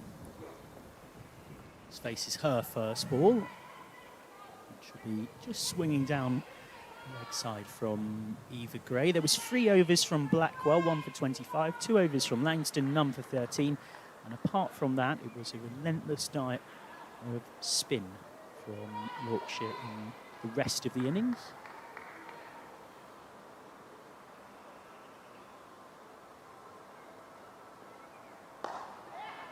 Thomas gets herself off the mark. As you alluded to, had a welcome return to form after some time out with a hip niggle, and also a spell in the Metrobank One Day Cup at the start of the season, where the highest score she managed was 24 against Somerset across 3 games. In the Blast, though, she found that return to runs with 42 off 29 here against Surrey last Sunday. Winfield Hill is just dropping her bat on that one. And it's particularly important for Yorkshire to have Erin Thomas back fit enough to be out there and back scoring runs, because she's probably a player best suited to the T20 format. And Georgie Boyce's loan deal from Blaze, which was throughout that 8-game 50 over block, hasn't been continued into the Blast. Yeah, and also I think she takes a lot of pressure off Lauren as well. I think the way she bats, she takes it, lux to attack. Seems to be a bit of a change in the middle as well. Gabby Brown, the umpire, Erin Thomas and Cordelia Griffith all having a chuckle about something. Gabby Brown checking on the condition of the ball and saying, yeah, it looks white, looks about 5.5 ounces. Having a chat with Ben Peveril. I think Thomas is getting a helmet check here. Everybody seems to be not taking things in too worrisome a spirit, given that it looks like it's all smiles out there. Thomas, who is one of the great young pretenders in this Yorkshire side, has had her troubles with injury. She had hip surgery over the winter, which isn't something you normally say too often about a 19-year-old. Looks like she's going through a concussion test, is it? Yeah, she is. Maybe it's just out of a shot. There's been a collision with a bowler or a fielder while running between the wickets that we missed. But all the necessary precautions being completed by Thomas, talented county junior tennis player. That explains the bottom-handed shots that you'll see from her. Lauren Winfield-Hill said that it's a bit Harry Brook in how she hits a hard length, but she's got to learn about the art of batting, the art of building an innings. I'm sure plenty of you at home will be all too familiar with the fact that you can be a good ball striker, but it's another thing being able to bat. And what a perfect person to learn off in Lauren Winfield-Hill. Has thankfully all complete. And Thomas set to continue. Both batters off the mark in this first over. A gorgeous sunny evening as the shadows start to lengthen here at Headingley. The only women's T20 single header at Headingley this season. Struck nicely, but straight at mid-on. Esme McGregor does the fielding. We'll see her with ball in hand very soon. And of course, one big disadvantage for Yorkshire, for Essex, I should say, in the Blast this season, is that their top run scorer in T20 cricket last season is now batting against them. Winfield-Hill had a loan to Essex for the T20s, where she topped the run scoring, and Maddie Penner, the Aussie, who was their second highest run scorer, has been poached by Lancashire for this season. So that's put the batting all the more dependent on the likes of Scrivens. Made a half-century earlier as Winfield-Hill's got lucky here, has skewed that through third. Moral victory for Gray. Desperate dive out there from Grewcock, and a great dive. Means that it doesn't quite go to the boundary. And it's a good first over back into the 11 from the ever-dependable Eva Gray. 6 without loss after 1. Yeah, it's good to see Eva Gray come back as well. I think she has a good run-up. The ball's moving a bit as well, coming into the right-hand batters as we speak. Just in this case, a little short and wide, and Lauren Winfield-Hill throwing her bat at it. Top edge over third for 2 runs. Yeah, they only ran 2 there in the end. I thought they'd scuttle 3 for 3, but not quite. Kate Kopak on from our end, the pavilion end. Kopak, who is in very good form, ever dependable 31-year-old seamer, 4 for 18 away against Hampshire in victory 4 days ago, having not been picked in the first game, which was that home victory for Essex against Warwickshire. She did everything she could to show coach Stephen Parry that she should have been in that team. Kopak needs to be careful. She can't be dropping short here. Short boundary to protect. She does start with one that's back of a length, and Thomas just uses the pace, guides it round the corner. It's not quite bowling to her field from Kopak. And the first boundary of the reply for Yorkshire. Yeah, not a good ball, really. Perfect pickings for Thomas. She waits for the ball to come into her legs. Glances it beautifully. Looks like she's been playing in the streets of Mumbai there. Beautiful wrist work. Yeah, and it's what I mentioned with her being a county tennis player. She's got that in her. When she's get going, she can hit the ball in very awkward areas. And Thomas can be very difficult to bowl to. Just that fine. And Kopak settle into a better spot. It's definitely a better ball, but it's well struck by Thomas, who will get no reward for it. Kopak, one of the kind of veterans that you see who have experienced all the different eras of women's cricket. It's played in the 100 for Welsh Fire, played for the Sunrisers right through the regional era.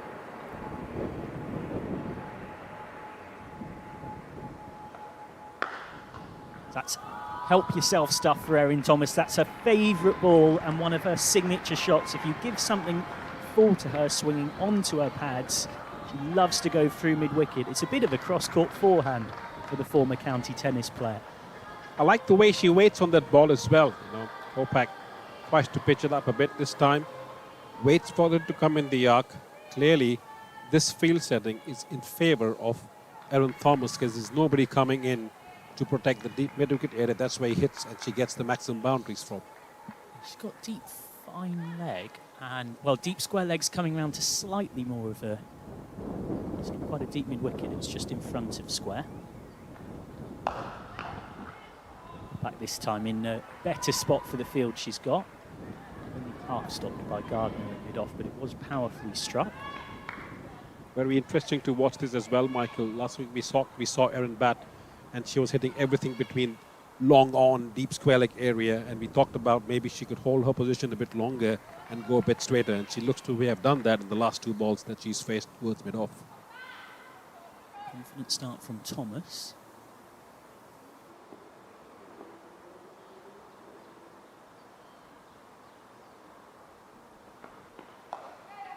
Back this time, again, maybe just a tad short. Easy for Winfield Hill to get it away for one. Kate Kopak, who's also represented Peru. He's a guest player in the South American Cricket Championship. And I mentioned that she's one of those players from that spanning different areas of women's cricket. She's pretty brainy. She's a qualified lawyer when she's not taking big wickets in the power play. And of course, in more recent years, like quite a few players, has put that on hold with professionalism. It's back of a length. Kopak trying a change up. Smart work by Griffith. Ray to her right means that it's only a single. So 16 without loss after 2, 11 coming from the over.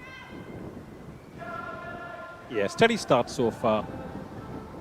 I think it's definitely good to see how KL Kopak is making sure that she's bowling in the right areas, attacking the body as always, deep square leg, deep fine leg, making sure everything's middle and leg. And 16 runs off 2 overs, steady start, we'll take that. 3 behind where Essex were at this stage, but of course Essex didn't quite accelerate on as they would like. Looks like it will be a change in bowling. As teams often like to do, varying up if they can. A beautiful late evening sky here at Headingley. Well, after a bit of consultation, it looked like Scrivens might bowl herself there. And McGregor seemed to be marking out a run, but it's Eva Gray back for more. Over for her first. That's pulled slightly unconvincingly by Thomas away for just 1. And this seems a better field. I think the discussions were around where they want the players to be. Having a deep mid-wicket, or we call the cow corner for Erin Thomas, is a very good position. She generally, probably 70 to 80% of the shots would go in that area, especially through the new ball. And they are trying to just stick to that plan, which is very good to see Essex to think that they have come up with a good plan against Erin Thomas.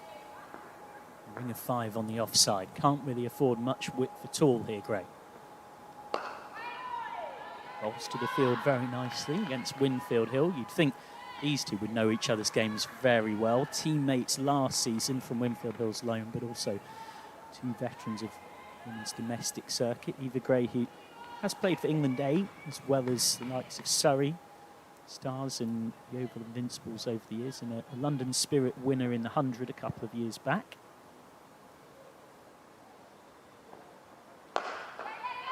Winfield Hill again looks to access mid-on, but will be just 1. But this is the difference between chasing 147 and 180. There isn't quite that same level of pressure on Yorkshire in the power play as there might have been had Essex built on their good start. Yeah, and this is giving the Yorkshire batters some more time in the middle to assess, because they know how many runs they need to get. And if they have a decent possible start. Thomas goes through one of her favourite parts of the ground.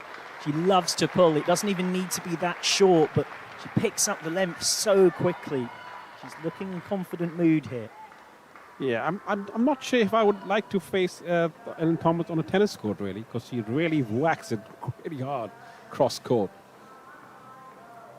Gray, I think, trying to bowl a little cutter, running her fingers down, but then just, you say slightly bowling into the arc of Thomas. It has been fetched from outside off. Waits for it nicely, though. Great hands. Great hands to the ball. Good batting. Encouraging signs for Erin Thomas. Got a free ball duck against Somerset a couple of days ago, but very nice 42 at Headingley against Surrey last Sunday.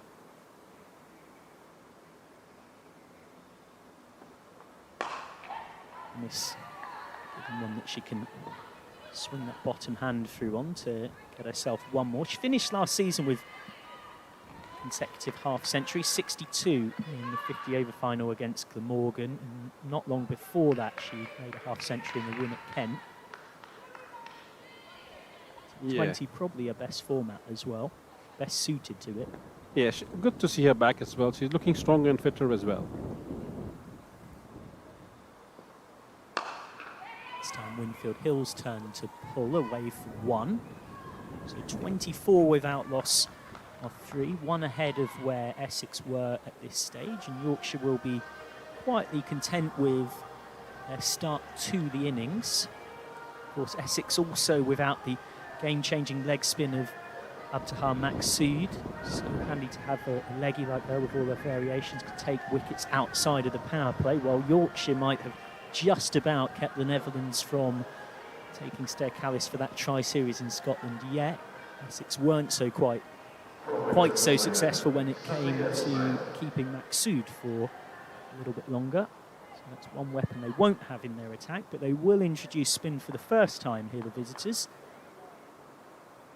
As Sophia Smale comes up with her left armers, gets a bit of bounce with her height, and it's a nice arm ball that she pushes through and skids on as well. Be a good challenge, this one. Winfield Hill is sweeping.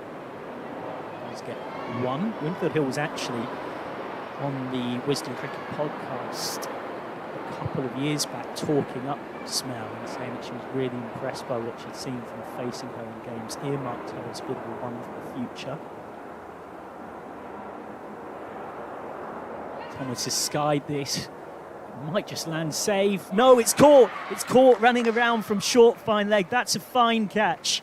Well, there was miscommunication for a moment about whether it would be the keepers, but as it is, it's Lizzie McLeod who does manage to get there, 25 for 1, and Thomas, who looked very dangerous, goes for 17 off 10. Smell gets the breakthrough with just the second ball of her spell. Good cricket all round, really, not giving much room to Erin Thomas. I think her bat comes down a little late with the top edge, really. Yes, it does. Goes up in the high. Oh, what a good catch that is. Is it? Eyes on the ball, attacking it all the way through. 2 hands at it, and falls. Nice soft hands when you're receiving the ball. Good catch, good cricket. And Amara Carr clearly, for a period of time, thought it was her catch, and that can also distract you at short, fine leg. And Lizzie McLeod, they're having a laugh and a joke about it in the huddle now, but she did a good job of just staying completely focused and thinking, nope, I'm the only one that's getting anywhere near this. I mean, as you can see from that angle, great work from our camera team again. Amara Carr was actually not really in the same postcode as the ball. Yeah, that's right, but she did manage to keep both hands at it. Good fielders always try to get both hands at it. She did very well there. Outstretched hands, falls down, good catch. Jess Jonathan in, he's cutting straight at point. Jonathan 6th on the PCA MVP T20 rankings list, and remember that was before this game, and pretty much every team had played a game more. Yorkshire need a bit more magic from their Australian. He wanted one there, but definitely was not a single. Tidy work in the covers. Yeah, I like the pace Sophia Smale is bowling as well. Not giving much room, attacking the stumps, not allowing Jess to come underneath the ball. Good cat and mouse cricket. It's a little shorter, and Jonathan's thumped that at Gray. Jonathan will be feeling confident. 2 for 23 with the ball earlier today, and 3 tons in the 50 over competition. Got 2 off 29 in the last game against Blaze, 2 against Surrey and 17 against Somerset. The way she's been going this season, after 2 quiet innings, you'd say she's almost due. Essex will hope that's not true. Smale is 1 ball from a wicket maiden. Smale has a wicket maiden, so 25 for 1 then, after 4. Steady Eddie, as we call it, really. 6 runs, just over 6 runs and over. Yorkshire losing Ellen Thomas in different circumstances. Sophia Smale just keeping things tight.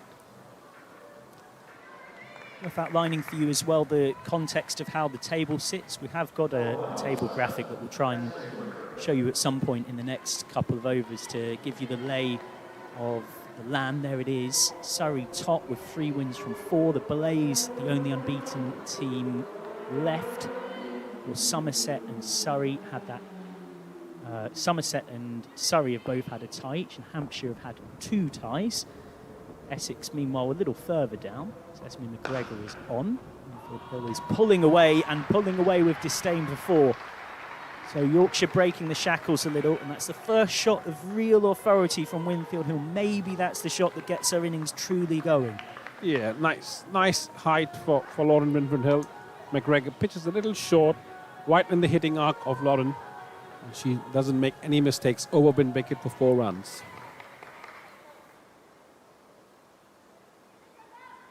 McGregor has to rethink.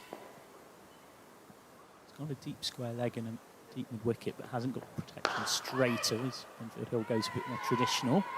And goes flowing off drive she's well known for. Esme McGregor will certainly pose a threat here. This is someone who, in the competition last season, picked up 21 wickets, 2nd overall in the entire comp. Very impressive young seamer to have come out of the Essex age groups. Made a senior debut 5 years ago for the county. So that just trickled off the edge of Winfield Hill's bat. It's managed to beat Carr, and it teases McLeod whilst going to the rope.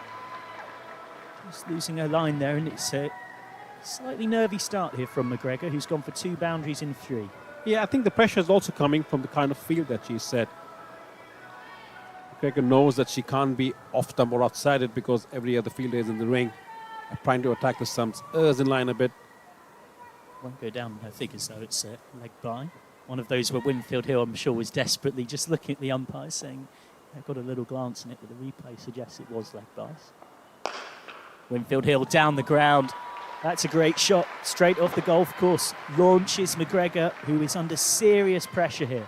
And that is what I was trying to allude to, the fact that any width on the off stump or on the off stump, there is no way, she could be able to protect the boundaries, which is why she's trying to attack the stumps. Right in the hitting arc again. Winfield Hill very smart about that. Very good and smart batting there. So this over has gone for 12 off 4. No change in the field. Everyone up on the offside. McGregor straight into the action, fielding really nicely off her own bowling to get something on that. Only struck by Winfield Hill, who's just starting to build in confidence. Esme McGregor, who was a regular with the Sunrisers for the last few years of the regional era, growing of increasing importance to them, has carried that on with Essex. This is short, hammered away, not bowling to her field, and Winfield Hill takes advantage. Belly button height is not going to trouble a player with more than 100 England caps. Quite frankly, Winfield Hill does not miss out. The overs ended up going for 16 in total, 12 to McGregor's figures with the 4 leg bys. It's the biggest over of the innings so far and one of the biggest in the match. 41 for 1 off 5.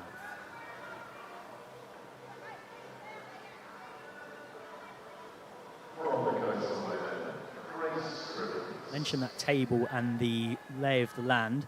Essex know that with victory tonight they go above Durham and Hampshire up into 4th. Yorkshire know with victory they would go above Warwickshire. Both those teams are yet to manage a point. Get 4 points for winning, an extra bonus point if your run rate is 1.25 times better than your opponent, 2 for a tie or a no result. Grace Scrivens on with a very flat off spin. She's cut. Oh, that's perfect timing. Just guided, just leant on it, almost cut it out of the wicket-keeper's hands. Wasn't even that short. All class from Jonathan to get off the mark. Really, really good batting. Watch how she waits for the ball to come into her arc. Waits as low as possible, throws a bat at it, just making sure there's good contact, and that's all she's done. It's a perfect example of what people talk about with contact points off spin. You want to be right deep in your crease, or forward on a proper front foot press, or dancing down the pitch. Jonathan again is going back, this time with slightly less success. As you see the shadows lengthening, Michael, this is a good time to hit the ball towards the member stands, really. Eyesight would be a challenge and actually watching the ball as well. And she's done exactly that here, Jonathan, and it's dipped. It's not taken out there. Would have been a very tough catch, and they're going to scurry through for an extra run. And despite the direct hit, Winfield Hill was quite clearly managed to make her ground. Plenty going on there, and a little bit of fortune for the Australian. As I was saying on cue, really, this is that time of the day when watching the ball is difficult. And if you see the fielders, how they have the hands on their heads, just trying to make... Into the pads, going to do well to get an LB from right arm around. It's a very sort of belated hand in the air from Scrivens, but yeah, exactly as you point out, you can see it there. You've got three fielders on the boundary, and they've got caps on, but it's that low, low, awkward sun. I'm not sure any of them have actually got a pair of sunglasses on as well, but to be honest, I think realistically, almost regardless if that catch was taken, we'd be watching it over and over on socials. It was a tough chance. Yeah. Scrivens has got her way through and has got Winfield Hill. Maybe it kept a little bit low. Winfield Hill trying to go back and pull. Yorkshire's captain out for 18. Dismissed by the visiting skipper. 48 for 2. Yeah, a big wicket, a really big wicket for Essex, really. I mean, the shot, I'm not sure if that shot was really on. The ball seems to have skidded through. Once we have another look on replays, we might be able to assess that. But clearly not the shot that was an offer. Already had got about 7 runs in the over. Winfield Hill will be frustrated. 7, 23, 11 and now 18 in the blast this season. So she has been making starts, but not pressing on by her high standards. And out comes Stair Callis, one of our Vertu 2 to watch today. Yorkshire will be desperately hoping that they can squeeze the last lemons out of her before she heads to finally join up with the Netherlands ahead of their World Cup campaign, including the Netherlands playing India here at Headingley, which I know she's particularly looking forward to because she's been based up here so long. She's an honorary Yorkie at this point. She's even got herself a house up here. Of course, she was with the Diamonds through the regional era. It's Callis facing up to Scrivens. 1 ball left in the power play. Required rate, not a problem. Driving straight at cover. 48 for 2 off 6, so a successful over for Scrivens. Required run rate just a tickle above 7.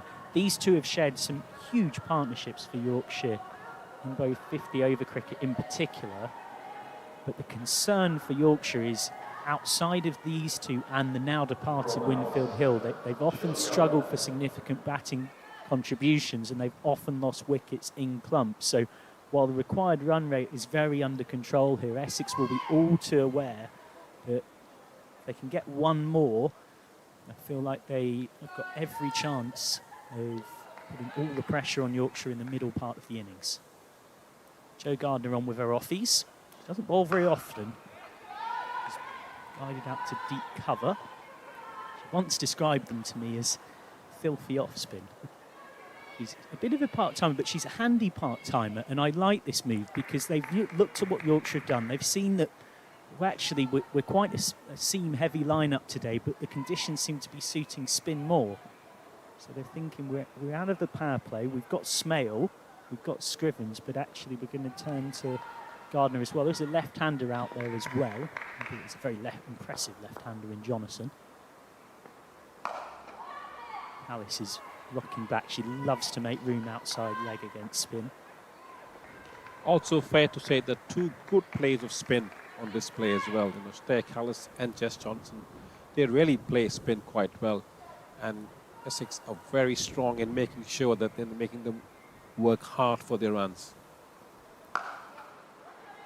This will be another single. 50 has come up for Yorkshire in good time.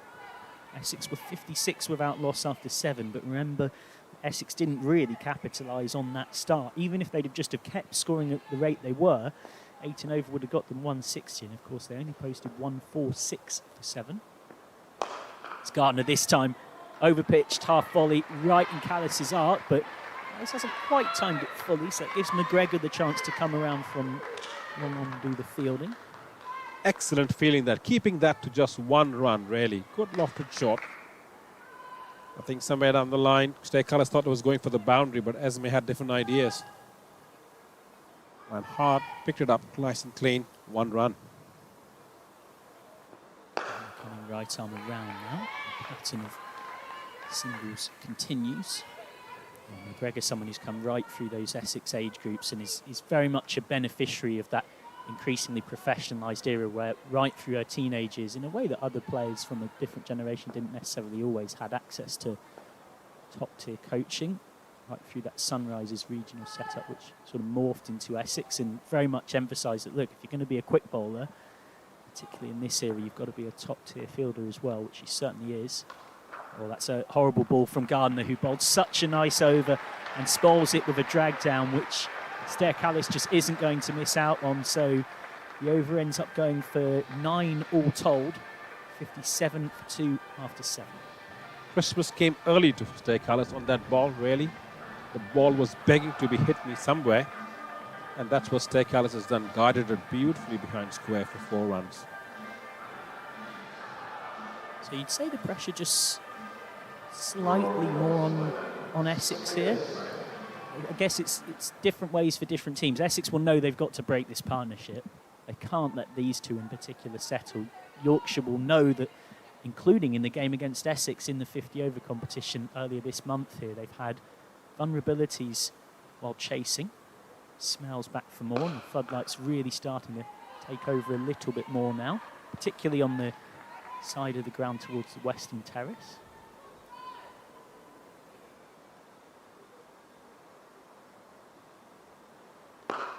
On the track, catching chance and dropped. Jonathan gets a life. McGregor didn't quite time her jump right. It was a good catching opportunity and a chance to get arguably Yorkshire's most prized wicket. Smale really unlucky here. And that, just to answer your question there, Michael, the West Givens and Essex realised this is a big partnership to break. Got Sophia Smale in the attack. Opportunity given, not taken. Yeah, she'd be right up there for the players in the Yorkshire lineup who you wouldn't want to have to work to get out twice. By her high standards, she'd have hoped to take that. She got 2 hands there. Short, and Callis has got decent clobber on that and has bisected the sweepers perfectly. Great placement from Yorkshire's Dutch maestro. As if to rub salt on the wounds there, isn't it? Catch drop. Sophia still thinking about that drop catch, bowls a shot. Easy pickings for Callis, 1 bounce fur on the hard surface. Yeah, she's one of the best players in the English domestic circuit of spin. As Callis this time launches, going wide of mid-on and is getting 4 more. She's showing again her class against spin. Stair Callis, 2 boundaries in a row. Great batting. Again, once again, Stair Callis. If any of our batters watching, it's very important to see how she doesn't make any movement. She waits for the balls to come through. She's considered one of the best 10 players of spin in England based on 5 metrics: success playing the sweep and reverse sweep, contact points, a strike rate in her first 10 ball space, and a positive impact compared to other players in the match in terms of scoring against spin. She's shackled for a dot there, and you can see the frustration from Sophia Smell, who knows until those back-to-back boundaries it was a good over, and she could have had Jonathan as well. 66 for 2 after some more thoughts about how this game is finally poised from Marif Khan, who were joined by the fantastic Aaron Brooks. Yeah, tough over that, really. I think Sophia Smell did everything right there. Created that chance and opportunity for Jess Johnson. A drop chance at mid-off, and then follows back with 2 okay-ish balls where Stair Callis made sure she paid for it and got 8 runs. So at the end of it, 66 for 2 in 8 overs, and here comes Aaron Wells. Thank you very much, Maruf. Yeah, interesting phase of the game here. Scrivens bowling to Jonathan, and she's got the breakthrough. Grace Scrivens strikes straight away from the Howard stand ends, and Jess Jonathan's time at the crease has been cut short on 10. Clean bowled by the Essex captain. Yorkshire now 66 for 3. What can you ask from the skipper? Nothing else. She's got the runs in the first innings as well. Now taking the big wicket. Clearly not giving Jess Johnson anything room. It was really apparent that she was trying to create space on the ball that wasn't there, really, if you watch it again. Clearly comes round the wicket. Keeps it really tight. Goes behind the ball, skids onto the stumps. Great bowling.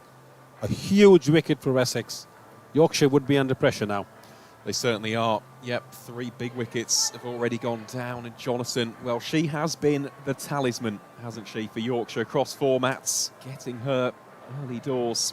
Absolutely pivotal here for Essex. Of course, Stair Callis still out there. She is a wonderful player of spin. This is also quite a massive opportunity for Maddie Ward. Yes, short of runs this season, Maddie Ward. I think it's a good opportunity. Stair Callis will be having those chats. Clearly, Scrivens has bowled the ball of the day so far. 2 wickets for 6 runs in 1.1 overs. Wow. Here is Ward on strike. Just tucks that around the corner down towards deep backward square for 1. Yeah, we said it in the first innings. This was a crucial passage of play, wasn't it? The middle overs, it was pretty much where Yorkshire really tightened the screw, applied that pressure on the Essex batters. Hardly any boundaries scored. And then, of course, the wickets started to tumble. That one darted in by the skipper. Yet again goes down towards the fielder at deep backward square for 1. And if Essex are really smart about this, this is a great opportunity to put pressure on Maddie Ward as well. Clearly aware that she's not been amongst runs. An extra fielder might help. Right there, where it should have been. But just because she's not got the runs that she would require this season, she might see the field up and she thinks that might be a chance. She might lose shape on that ball and that create an odd chance for wicket. Clearly at this point in time, we should not allow Maddie Ward to settle in. A very, very good point. Here is Scrivens to Callis. Slices that one away. It's half stopped by the fielder, Jodie Grucock. It will just be a single. Really, really good start here from Grace Scrivens. Of course, had that wicket in her first over. Clean bowling for opposite number, the Yorkshire captain Winfield Hill for 18. Her latest one, Jess Jonathan. She'll have to re-bowl that latest delivery though. Strays down the leg side for a wide. Once again, the field dictating the line of attack, making sure that she's not giving any room outside the off stump. Just cramping Ward for space yet again, looking to bring those stumps into play. Well, Grace Scrivens, what a brilliant start that has been for the Essex captain. She has figures of 2 for 11 from her 2 overs. Yorkshire 71 for 3. Yeah, 2 big wickets, 2 really, really big wickets. As we talk from this wonderful Vertu combox, really. We certainly do. No, it's been very welcoming. The fans, I think it's a Vertu fan as well, so I think sponsors are really keeping us happy. Thank you very much for all the hospitality that I receive here. So it's great to be speaking well on Vertu TV about Vertu and then watching our sponsors do a fantastic job for the women's game. Certainly is, yeah. Massive thank you to Vertu, as always, for their help here with our coverage on Yorkshire Cricket TV. It will be Jodie Grucock to bowl here from the Kirkstall lane end. Bit of leg spin. Bowling at first here to Stair Callis. Plays that one adeptly down towards deep point for one. Of course, Grucock, this is her first over of the game. She has been the go-to, really, for Essex all season long. 2 for 27. A victory against Warwickshire. Followed that performance up with 1 for 30 away at Hampshire. Here she is, looking to get the latest wicket on the board for the visitors. That one down the leg side and swept well by Ward. Will beat the effort of the fielder. That will be a welcome boundary for the Yorkshire batter. Really is a key area of strength, isn't it, to the young batter's game? Yeah, not a good ball, that. Really outside the leg stump. Not having a fielder to cover up as well. Free hit, really, for Maddie Ward. Right kind of ball she needed when she's short of runs. Certainly is. Played into a scoring suit there. That's a much better line there. Much. That speaks so well of Jodie. She knows what she wants to do. She didn't execute that well. Came back very next ball. Good to watch.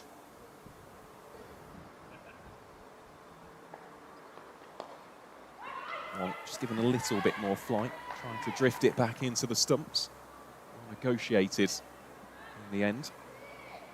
Yeah, she looks to change the pace as well. Flights the ball, goes a bit flatter. Really trying to unsettle Yorkshire batters wherever she can. That one outside the off stump. Punched really through the offside. Should be a couple. Indeed it will be. A smattering of applause from beneath us here in the comms box. Got quite the good view really of the two benches. Here is Grucock then for the final time in the 10th over. Bowling here to Maddie Ward again, just taking the pace off. Trying to get the... just to get something off the surface. That will be a single to round out the over. So Yorkshire are 79 for 3 after 10. Just as a little bit of a comparison, I suppose, really. At the same stage in the first innings, Essex were 67 for 2. So Yorkshire 1 wicket worse off, but they have scored an additional 12 runs in comparison to their opposition. So at this stage, Maroof, who do you think will be the happier of the two sides? I mean, Yorkshire are ahead with regards to run rate, but they're 3 big wickets, aren't they? Winfield Hill, Erin Thomas, and the latest, Jess Jonathan. Yeah, as we go through the oblivious cam as well on our screens, I think at this stage it's even Stevens. Clearly because Yorkshire in the past, as we have seen, time and time again, with those mid-inning collapses, they would be worried about that. 2 of their 3 batters who've scored 60% of the runs in the season so far are already back in the hut. Essex just need to make sure, the girls just need to make sure that they're keeping it tight, keeping pressure, not many boundary balls, and see what happens in the next 10 to 12 balls. So it's about cat and mouse chess game at this point in time, but even Stevens in my book. Yep, completely agree. I do think it's firmly in the balance. Eva Gray it is then from the Howard stand end. Starts off by conceding a single to Maddie Ward. Yeah, and I still go back to that point we made even in the first innings. I think spin is the key here. How do Yorkshire go about taking the attack to the likes of Grucock, to Smale, even to Scrivens? I mean, Scrivens has had a marvellous start, 2 for 11 in her first 12 deliveries. Still has those 2 overs in the tank.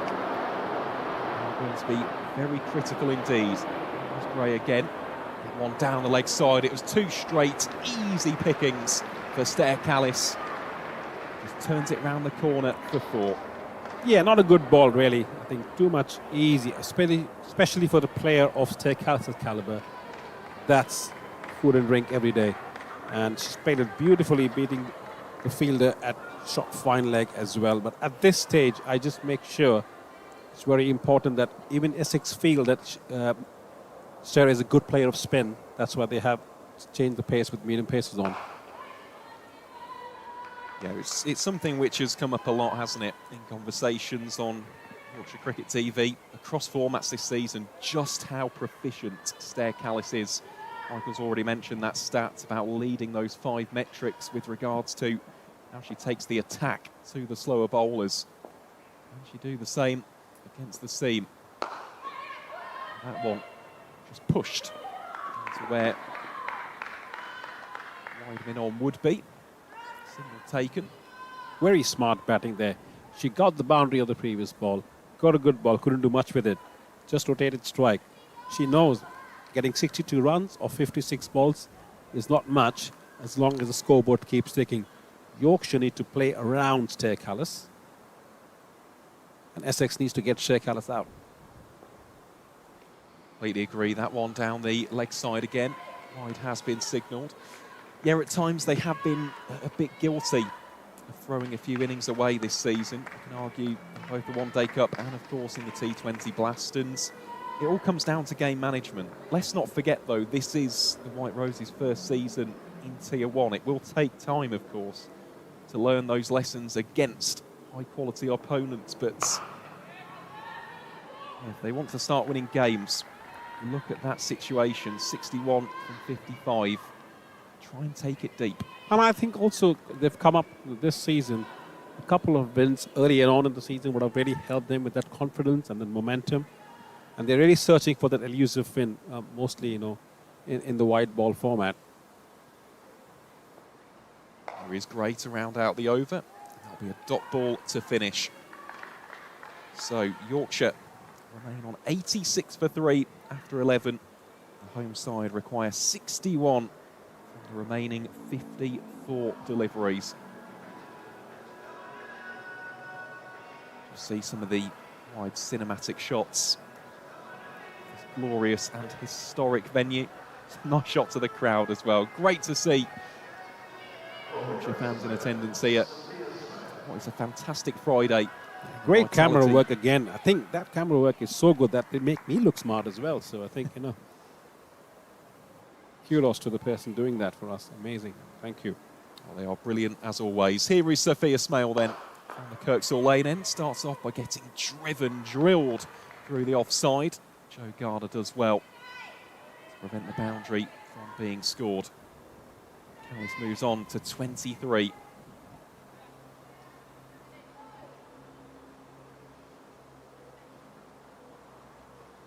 This time to Ward. Just looks to lean into the shot. Gardner just takes the eyes off the ball. As for the Yorkshire batter to get home comfortably. Let's not forget as well, I know that we've alluded to that T20 County Cup game from last season a lot in this evening's broadcast. Stair Callis was by far and away the pick of the batters in that game. However, she will not play a further part in this run chase. The Dutch international goes for 23. Sophia Smale has a second. And Yorkshire now beginning to wobble just a little bit. The White Rose 88 for 4. Callis the latest to go. Well, spin has certainly been the more effective of the two art forms here this evening. Fantastic captaincy by Grace Craven. She kept Sophia Smale on. She knew that she would get the wicket. She knew that she is the kingpin bowler for her right now. Sophia Smale does exactly that. She was disappointed in the last over of a drop catch, but comes back again, taking the huge wicket of Stair Callis. Yorkshire 88 for 4. Could be a bit of pressure now. Certainly could be. Amy Campbell strides out into the middle. Amy Campbell, as we know, very powerful, very explosive cricketer. And of course, I'm just thinking, maybe not so much from this side, but with that slightly shorter boundary out towards the Western Terrace for Campbell, who is so strong through mid-wicket, you could see a couple of sixes from her this evening. She's got to negotiate this, though, from Sophia Smale. She's had quite the impact on the game so far. It was a handy cameo with the bat, scored 21 in that first innings. Certainly delivered the goods with the ball so far. She is then bowling to Campbell. Campbell straight away just drops the bat on that one. Beautiful bowling as well. Look how she changed the pace on that ball. Campbell might be expecting something much quicker. Sophia Smith has given a bit of air there. You can tell that there's a real confidence. There's a rhythm to Smail's bowling here. Of course, those wickets do help, don't they? There's a little bit of confusion there. They thought that the over was finished. There is still one ball remaining. Now, of course, as is customary, with the right-hander on strike, slightly different field. It's a 4-5 side compared to the leg side. Smail hangs that outside the off stump. Played well through the covers, 4-1. That will be the end of the over then. Yorkshire are 90 for 4 after 12. The home side require 57 from the remaining 48 deliveries, but it felt like a big over, didn't it, Maroof, with regards to the wider situation of the chase? Absolutely. I think, clearly didn't get the execution right on that shot. I'm not sure if Stair was trying to go about long on or was it more of extra cover, but looks like she didn't have her positions right and the ball just coming across the face. Good catch at covers. Pressure is on now at the 90 for 4. The game is hanging on a knife edge. It really is.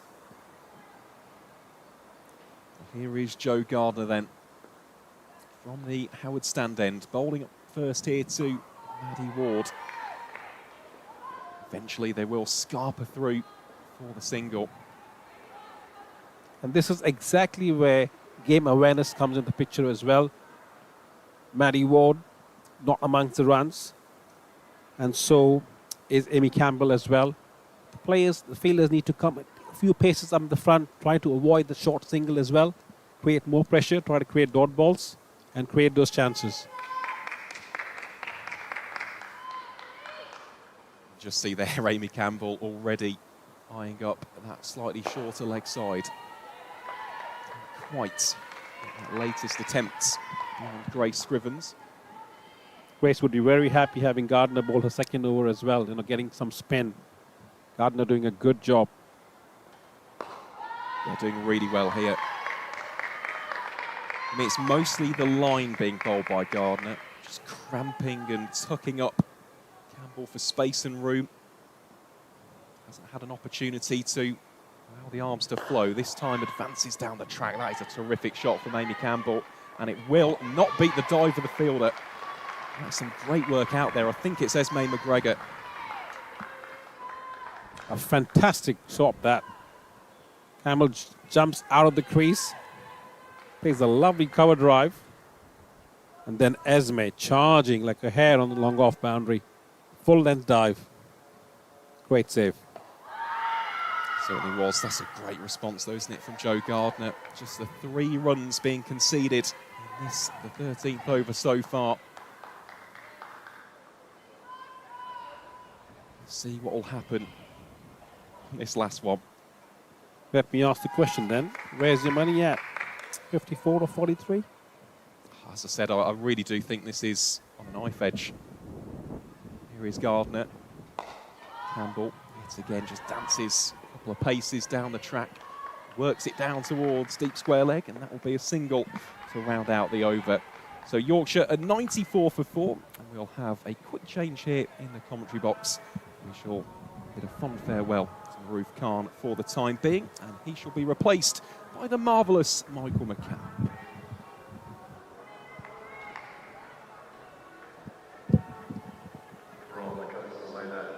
Well, at Headingley most of the time, with this being such a high-scoring ground, 6 wickets left, 7.5 required rate, you would favour the batting team, but that forgets the context of Yorkshire's season, which has been that all too often the middle order and lower middle order have not functioned as they would like.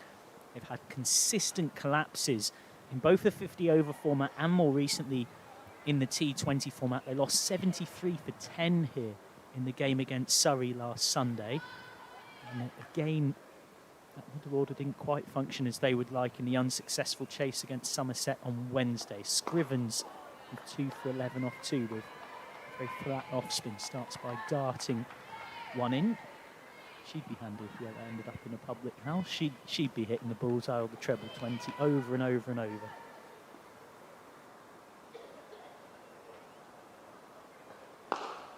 Campbell is down the track and will get one.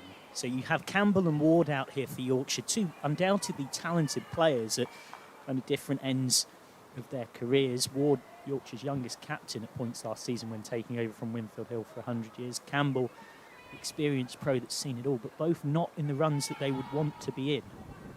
Ward so far in the Blast with 13 not out, 7 and 22 against Somerset. She did look good for that cameo a couple of days ago. She'll want to carry that on here.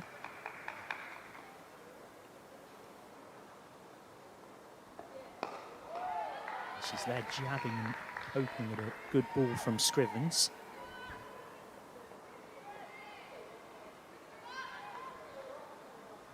Does Ward target that shorter leg side boundary, or does she go unconventional? She does go unconventional. She never needs a second invite, and it looks like it might have got past short third, but it hasn't. It's another excellent bit of ground fielding from Essex. Means it's 1 rather than 4. Yeah, I think that is Jodie Grucock in that fielding position, saving a certain boundary. Really, really good work. And if memory serves, she took at least 1, if not 2 stunners when these sides met here in the game at the start of this month. Yeah, in the one-day cup. Campbell rocks back and can only hit cover. Amy Campbell, who last season scored 452 runs and an average of 90 in 50 over cricket, and in the T20 stuff she was exceptional as well for Yorkshire, but has found life this season a bit tougher. This time Campbell comes down the track into the pads. It's a lovely over from Scrivens. It just turns the temperature up a little bit more here at Headingley. 96 for 4 off 40. Well, yeah, they are completely turning the screw here, are Essex. Let's not forget that at the end of the 10th over, Yorkshire was 79 for 3. So 4 overs have been bowled since then. 17 for 1. That is the current game situation. So yeah, Yorkshire struggling through the middle overs here. And the game is played in the mind so much. Ward and Campbell will be aware that Yorkshire have been in positions like this consistently this season, and they've lost wickets in clumps. So a bit of the back of your mind is thinking, don't get out. But that can actually curb the very attacking instincts that these players have in quite different ways that can help keep the scoreboard moving. And Smells on from the Howard stand end with 6 overs left. Ward is pushing straight to short mid-wicket. I would say, it's a phrase I occasionally use on commentary for situations like this, we're getting towards a something's got to give point. Campbell or Ward are going to do something that's hyper-aggressive, and it's going to bring boundaries or a wicket or 2. And there we go. Ward comes down the pitch, realises she has to react to the situation, but it will plug, and it will be 2. Well, there you go, right on cue. Broken clock is right twice a day, Aaron. You do yourself a severe injustice there, Michael. But no, completely agree. And something else to just watch out for is the required run rate. This time Ward goes on the attempted reverse, but at that 10 over stage, it's hovering around about 6.5. Since then, it's now crept up to almost 9 runs per over. So it's heading in one direction. They need a big over here to Yorkshire. Ball toss down the pitch, Ward, and has thumped it straight at mid-off, and Campbell is scurrying back. A direct hit might have been interesting. Essex sharp in the field again, which has been a theme for them tonight. I reckon on ground fielding, I think it stops like McGregor that previous over, Essex and maybe +10. Yorkshire actually have had one of their stronger nights in the field of what I've seen from them across the season. This time looked to advance and then shuffled back. Campbell's backing up well, and it's a single, but that will do nothing to slow that required rate down. 48 off 31. It is moving towards 10 and over. Remember, Yorkshire looking to snap a 6-game losing streak that included a 13-run loss against Essex here. Essex hunting a second win from 3 to start their Blast campaign. Campbell down the pitch and whips it away, and this will be 4, running across the practice pitches. First boundary in a long, long while for Yorkshire. You have to look all the way back to the 10th over for it. It's the first boundary in 36 deliveries. Yeah, that was desperately needed, wasn't it? As far as the White Rose are concerned. Beautifully executed shot as well, wasn't it, from Amy Campbell? I haven't really mentioned about the pace of the outfield in this run chase, but it is still lightning fast. Not too much moisture out there. It has been incredibly warm and dry this week. As soon as it even hits those practice pitches, it's gone. It's incredibly, incredibly tough to even attempt to stop it. And then you add in it's 55 rather than 60. Yep. So you're taking 5 metres off, and it's not quite scorched earth out there, but it's pretty rapid. So that's kept the required rate in check. It's 8.8. Gardner back for more. None for 13 off 2. Starts with a full toss, which Ward slightly chips into the gap wide of mid-on. She knew she was trying to hit that gap. Slightly checks the shot. So that's 2 more. Could be a game-changing 5 overs for Yorkshire's season here, psychologically. For a tight run chase to be seen home, particularly by players that are not Alice, Winfield, Hill and Jonathan, who've dominated the scoring, as it's going down there.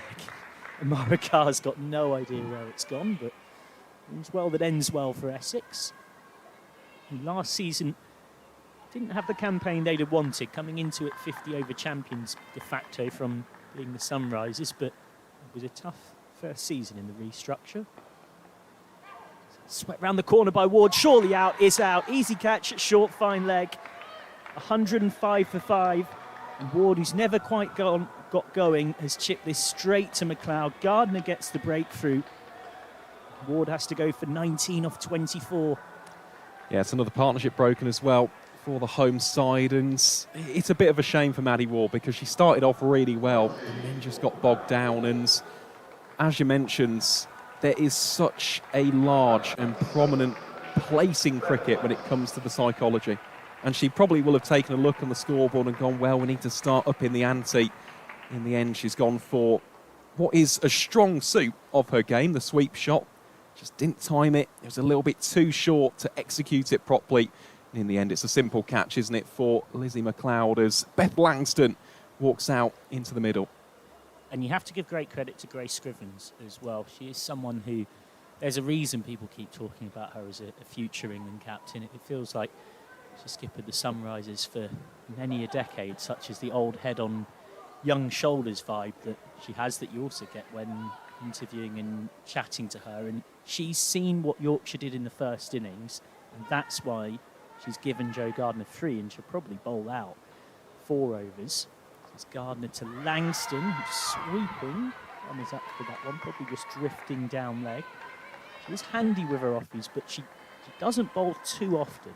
But actually Scrivens has looked at the success Yorkshire had with spin and said, actually, this is what this situation needs.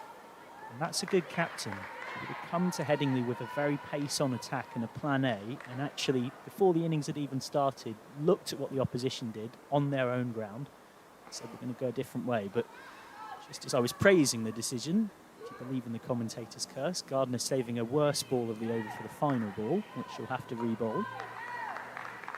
Yeah, this is an important delivery here. This is the extra one, isn't it, as a result of the wide. It's a low full toss. Langston will get just 1.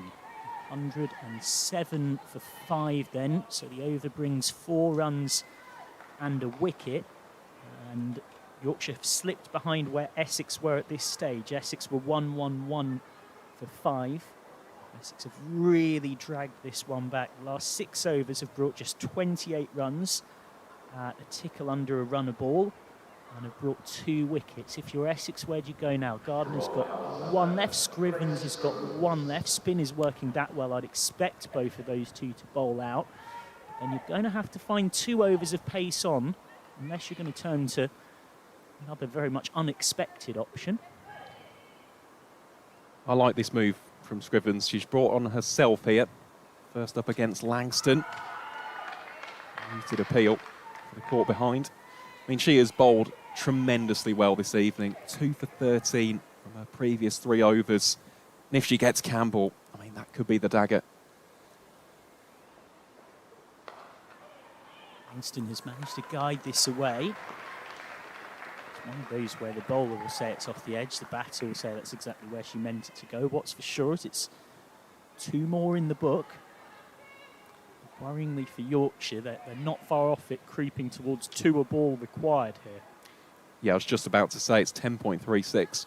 Just looking over at the scoreboard, and that has crept up significantly. Scrivens goes quicker and flatter, and won't mind Langston hitting towards that longer 60-metre boundary where the vast majority of her sweepers are so far. Langston in the blast with 7 not out against Blaze, 6 against Surrey, and 17 not out of 15 against Somerset, albeit those runs on Wednesday scored at a point in the chase where it was quite clear that Yorkshire were going to fall short, so not scored at this level of pressure. Campbell swings this one away, but it's straight on the bounce to deep backward square, and it's gone for 4. Maybe that's the boost that Yorkshire need. Unenforced error from Essex and from Esme McGregor, who's actually been arguably Essex's best player in the field until this point. Just bursts through the hands on the bounce. It's only Yorkshire's second boundary since the middle of the 10th over as Campbell swings away merrily once more. That's one of her favourite spots of the ground, and that is 6 for Amy Campbell. Very much rubbing salt into the wound. It's not a good delivery from Scrivens, bowling to Campbell's favourite shot. Well, that is a big moment, not only in the over, but arguably in the chase, because in the space of 2 balls, what was approaching 11 as a required rate is now down to 8.5. Yorkshire may hope that the player of last season, Amy Campbell, is starting to fire. As Campbell comes down the pitch, it's a full toss. She's completely clothed that one. She is going to get a single. She is going to keep the strike. And it's the big over that Yorkshire so desperately craved. 121 for 5. 25 off 3. It looks like we've got a nervy, tight finish here at Headingley, a ground that produces so many magical moments. This last season, Yorkshire got that upset. It was the only upset in the County Cup where a team beat a side from a higher tier. Yorkshire in Tier 2 beating Essex of Tier 1. It's Jo Gardner, who got a 50 in defeat in that game, is going to bowl out here. Well, I was just about to say this will be an important over. I'd actually argue the next one will be the most important if Amy Campbell is still out there, because she will have that temptation of the short boundary. Here is Gardner, though, bowling to Campbell. It's short and wide, and smart bit of work at extra cover, and a direct hit. Campbell might have been gone. That is outstanding work from Scrivens, turning what was a little bit of a long hop from Gardner into almost a run out. So 25 to win off 17.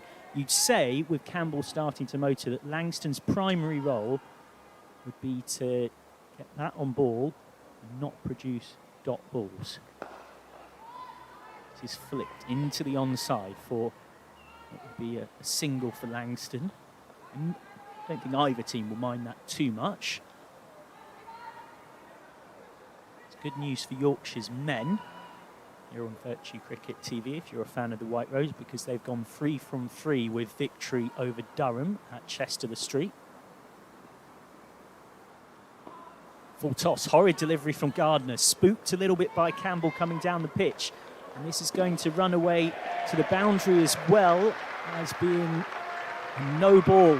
So that is a huge moment. It brings runs and balls to being almost equal. I think Campbell has got bat on this. Yes, she has. It's 4 runs to the bat, and it's a no ball to boot as well. Yeah, again, another critical delivery that in the wider context of this game.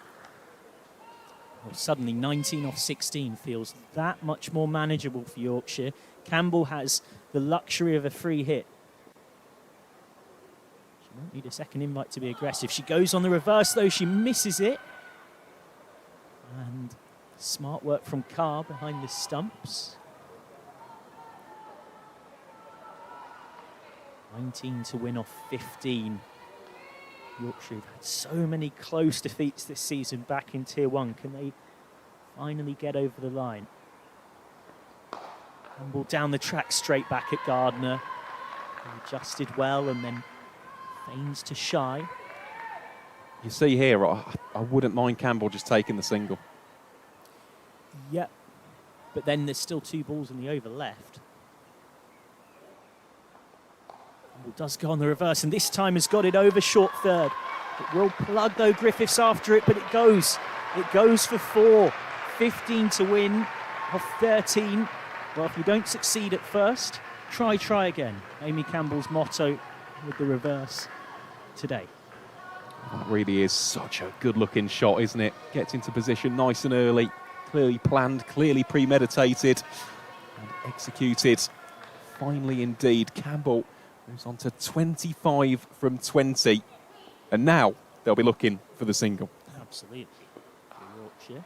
That swung out to deep square leg. Well, they are interested in 2, but they won't get 2. So 14 to win off 2 then for Yorkshire in this one, to get a first victory since a win by 83 runs at Old Trafford against Lancashire in the 50 over comp back on the 25th of April. Elsewhere, this was the winning moment for Yorkshire's men. On best with ball in hand. Slow By and that edged point, away slightly past dark. Bairstow. Chest of the street. Potts turns around and comes back, and that will be the end of the innings. He's run out by half a pitch, and that probably sums up Durham's innings. To be fair, Potts has run out for 19, Durham all out for 93, and the full 58 short. So they're 3 from 3. Yorkshire well worth their win. They got to a total. That's what they did. They got to a total they thought they could defend with their bowling attack on this surface. Thanks to a brilliant innings from James Wharton, well supported by Johnny Bairstow, and a lovely cameo in the end from Matt Revis. And then with the ball, they were ruthless. Their overseas players picked up wickets at the front. Hassan Ali 2 for 11, Fahim Ashraf 1 for 7. And then their spinners, along with a couple of run-outs, ripped the heart out with Durham. Moeen Ali with 2 wickets, Don Best with 2. What will be a first win in 7. Lauren Winfield Hill's talked about her side being in the trenches and needing to find a way to win. Eva Gray's on. Finally, Essex have to go back to pace on. It's Campbell down the ground, and it's a catching chance. And Jo Gardner holds on. Amy Campbell out for 26 off 21. An enormous moment at the start of the penultimate over. Campbell looking to go wide of long on, miscues, and Yorkshire's big explosive middle order hitting hope has to depart. 1-3-3 for 6, 14 to win off 11. Just a little bit too wide for that shot, wasn't it? She's really had to try and force it home, and in the end it pops up. It's an easy catch for someone of Jo Gardner's calibre in the field. You could just see the reaction, not only of Eva Gray, but the rest of her teammates. They know how important of a wicket that is, especially early doors in the over.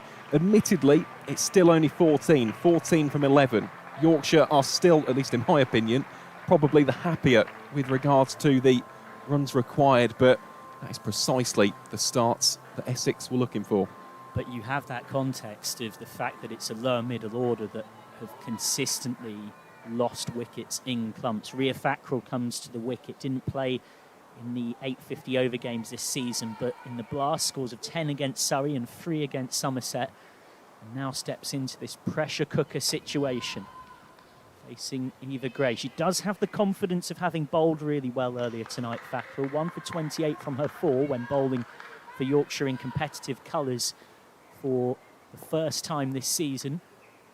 Can Fackrell carry that into her batting against the experienced Eva Gray? Does get bat on it, could be a run-out chance. Manages to scurry through for 1. 13 to win off 10. Beth Langston on strike. Very much the senior partner in this pair in terms of experience and nous. Both of these two can certainly more than hold a bat, but haven't always made the runs they'd have wanted this season. Langston has skied this a long way up. Keeper's underneath it. And Carr takes it. She wasn't quite in the right spot initially, but it's all smiles now for Amara Carr. It's 2 wickets in 3 balls for Essex, who are turning the screw on Yorkshire. And what an over from Eva Gray. 134 for 7. I'll tell you what, the pendulum of this game is swinging violently from Essex to Yorkshire, back to Essex. Really has been an extraordinary couple of overs here. Let's just take a moment as well to appreciate that catch from Amara Carr. She has judged that one expertly, and especially given the situation that both teams find themselves in the death, that really could be another one of those moments which you just look back on and go, well, that's where Essex turned this game in their favour as Olivia Thomas walks out to the crease. Just her second game for Yorkshire this season. And was in contention. Finished second behind Campbell as Yorkshire's player of the season last season, but has had a shin injury in the side tonight, but didn't bowl. Now has to come out with the game on the line. Did hit a half century for Yorkshire last season, up the order, and more than talented batter Olivia Thomas, 63 in the game against Derbyshire. It's a whole different thing walking in with a game at this point. 13 to get off 9. Almost steps away, gives this a good helping out to the long boundary and gets it between the sweepers for 4. That gets the Yorkshire dugout loud again. 9 to win off 8. Olivia Thomas takes it into single figures. What a shot this is. First ball. Just shows the confidence there of Liv Thomas with the bat in hand. A bit too short though, wasn't it? Inviting from Eva Gray. In the end, splits the gap divinely. Ring of 4 on the offside and a deep cover. You'd think Gray's got to be looking for a Yorker here. Instead goes back of the length into the pitch, and Thomas has taken that on the body. 9 to win from 7. It's a nail-biter here at Headingley. These two sides do seem so evenly matched over the years. Essex losing by 11 runs here at Headingley in the County Cup last season, but winning here in the 50-over competition by just 13 runs earlier this month. And that was a game which Yorkshire really should have won. They were in the stronger position in that one-day cup fixture. And that's gone all the way through. Well, Essex are appealing for caught behind. They've ended up at the same end, and if that hit, then Olivia Thomas was run out. My goodness me, it's all going on here. It will go in the book as a dot. It doesn't quite tell you about how much there was happening. 138 for 7 then. Well, I was going to say 9 to win off the last over, but Olivia Thomas is now walking off. So it does seem like after quite a bit of deliberation between the umpires, including a conversation between Brown and her square leg umpire Peveril, that Olivia Thomas is out caught behind. Court card bowled Gray for 4.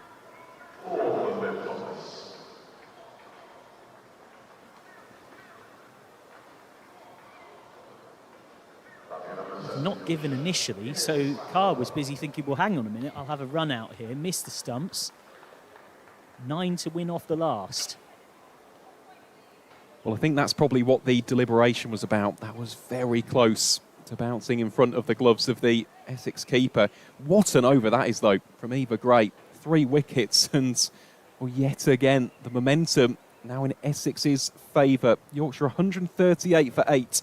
The requirement, 9 runs from this, the final over of the game. And just calling back to the one-day cup fixture between these two sides at this very venue earlier in the campaign. This leg spinner, Jodie Grucock, she was the one who took the winning wicket in that game. So maybe a little bit of mind games here from Grace Scrivens and from Essex. Grucock, as we know, a very talented leg spin option. Yep, and bowling a key over like this at the death to win Essex a game would do her future England prospects no harm at all, of course. 9 to win off the last. Shaped to come down the track and then shimmied back and gets a single Fackrell. 8 to win from 5. The 16-year-old Ines Blackwell, who turns 17 tomorrow. She pulled Lauren Filer for 6. And the tie against Durham at Scarborough in the Metrobank One-Day Cup. He's generally known as a bit more of a conservative batter, but this situation demands a level of aggression. That's straight at cover. It should be a run out, and it is a run out. Very good work in the ring. Grucock does the rest. 139 for 9, 8 to win from 4. And Yorkshire are right on a knife edge after this. Blackwell run out for 0 from 1. Yeah, you can see exactly what the youngster was trying to do. Attempting to get Fackrell back on strike. It was always going to be a tremendously risky single. It was tight, but in the end, Essex doing just enough. One thing you would say, though, it's smart work from Scrivens. She makes that look easy, and it's not easy. Even as a right-handed thrower, she's gone and fielded the ball. She's off balance, and she has to sort of underarm it out the back of her hand, kind of like in a game of rugby union where you know Chicken wing. Yeah, where you know you've got an overlap. 8 to win from 4. Can Fackrell be the hero for Yorkshire? Well, she's belted this down the ground for 4. Rhea Fackrell halves what Yorkshire need. 4 to win from 3. What a shot from Rhea Fackrell. What a game of cricket we've been treated to as well. Both of these sides have gone at it all night long, and how about that for a strike from Rhea Fackrell? Almost brought Grucock into the game for a split second. In the end, well, time just stood still, and it motors down the ground for 4. Wicket wins the game for Essex. 4 to win off 3 for Yorkshire. Can Fackrell repeat what she's done? Long off has gone out, and deep cover's come up, so maybe Fackrell thinks to go inside out through the offside. Fackrell just takes a moment to look at the changed field. Yorkshire chasing a first win in 7 since that 50-over win at Lancashire in the Roses clash. Fackrell down the pitch again, misses it, and he's stumped. It is Essex who win by 3 runs. Fackrell coming down, trying to win it in style, and it is Grucock who is the heroine for Essex, who, having beaten Yorkshire in a tight game here in the Metrobank One Day Cup at the start of May by 13 runs, do it here in an even tighter game, which they win by just 3 runs. Yorkshire losing wickets in clumps, and ultimately have lost their last 5 wickets for the addition of just 10 runs to find themselves losing by 3 runs with just a couple of balls to spare. An extraordinary swing of the pendulum. 2 wins from 3 for Essex now in the Blast. Yorkshire without a win in 4 and will be gutted to have fallen just short on home turf. They will. First and foremost, congratulations to Essex. I mean, they have bowled ever so well in that run chase, especially the spinners. We said that would be the crucial aspect of the game. If Essex were to not only force a result, but go on to win the game, it felt as though those middle overs were crucial, and they applied the pressure brilliantly. You just look at those overs from 10-2 to 14, just 17 runs scored and a wicket taken. I mean, it doesn't get much better than that. But as for Yorkshire, this will sting. This really, really will sting. Not only because it's close, but there's multiple facets of this game which you look back on and go, well, we could have done that better. That could have been the moment where we swung it in our favour. Alas, it wasn't to be. And, well, it's a difficult place to be in, even at this early stage of the campaign, without a win early doors. Yeah, you have to give it enormous credit to Essex. Eva Gray with 3 wickets from that penultimate over was probably the moment where actually, despite Yorkshire getting themselves into that strong position, Essex marginally became the favourites. Then, of course, that Fackrell straight boundary, which threatened to take it back the other way. As always, up here in the Vertu commentary box, we've been richly entertained. Remember that our next Vertu live stream sees Yorkshire's men take on Gloucestershire on Sunday. But it is also worth emphasising in terms of the women's game that Essex have now played 3 games. They've won a couple. Yorkshire no wins from 4, just like Warwickshire. But it's a long way to go in the campaign. 12 games. You play everybody once and 4 teams twice. So there is still time for Yorkshire to fix those little things and learn. And it was always going to be tough coming up into Tier 1. It was, and that is something that's important to reinforce. It is the team's first season in this upper echelon of the domestic circuit. But even so, I mean, there just needs to be something, doesn't it? Because this is now multiple games across formats. It's not just the Blast, it's the One Day Cup as well. It just needs somebody to step up in that middle order. It appeared tonight as though that would have been Amy Campbell. And that she played some amazing shots. But as soon as she fell to Eva Gray, you could just see there was already that apprehension. There was a nervousness in the side. So, yeah, it's a tough one to take, that, for the home team. Will be intriguing to see how Yorkshire bounce back then moving forward for the rest of this Women's Blast campaign. The fixtures are pretty unrelenting in terms of the pace at which it comes at you. Thank you very much for your company right across the world. Thank you to Aaron Vaz and Marif Khan, who've been alongside yours truly, Michael McCann. And thanks to our hard-working camera operators and production crew behind the scenes who do such a great job. We'll see you very soon back here at Headingley on Sunday as the men look to keep their unbeaten campaign going against Gloucestershire. But for now, after another thriller here at this ground that always produces magical moments, Essex, your winners by 3 runs. We bid you a very good night from Headingley.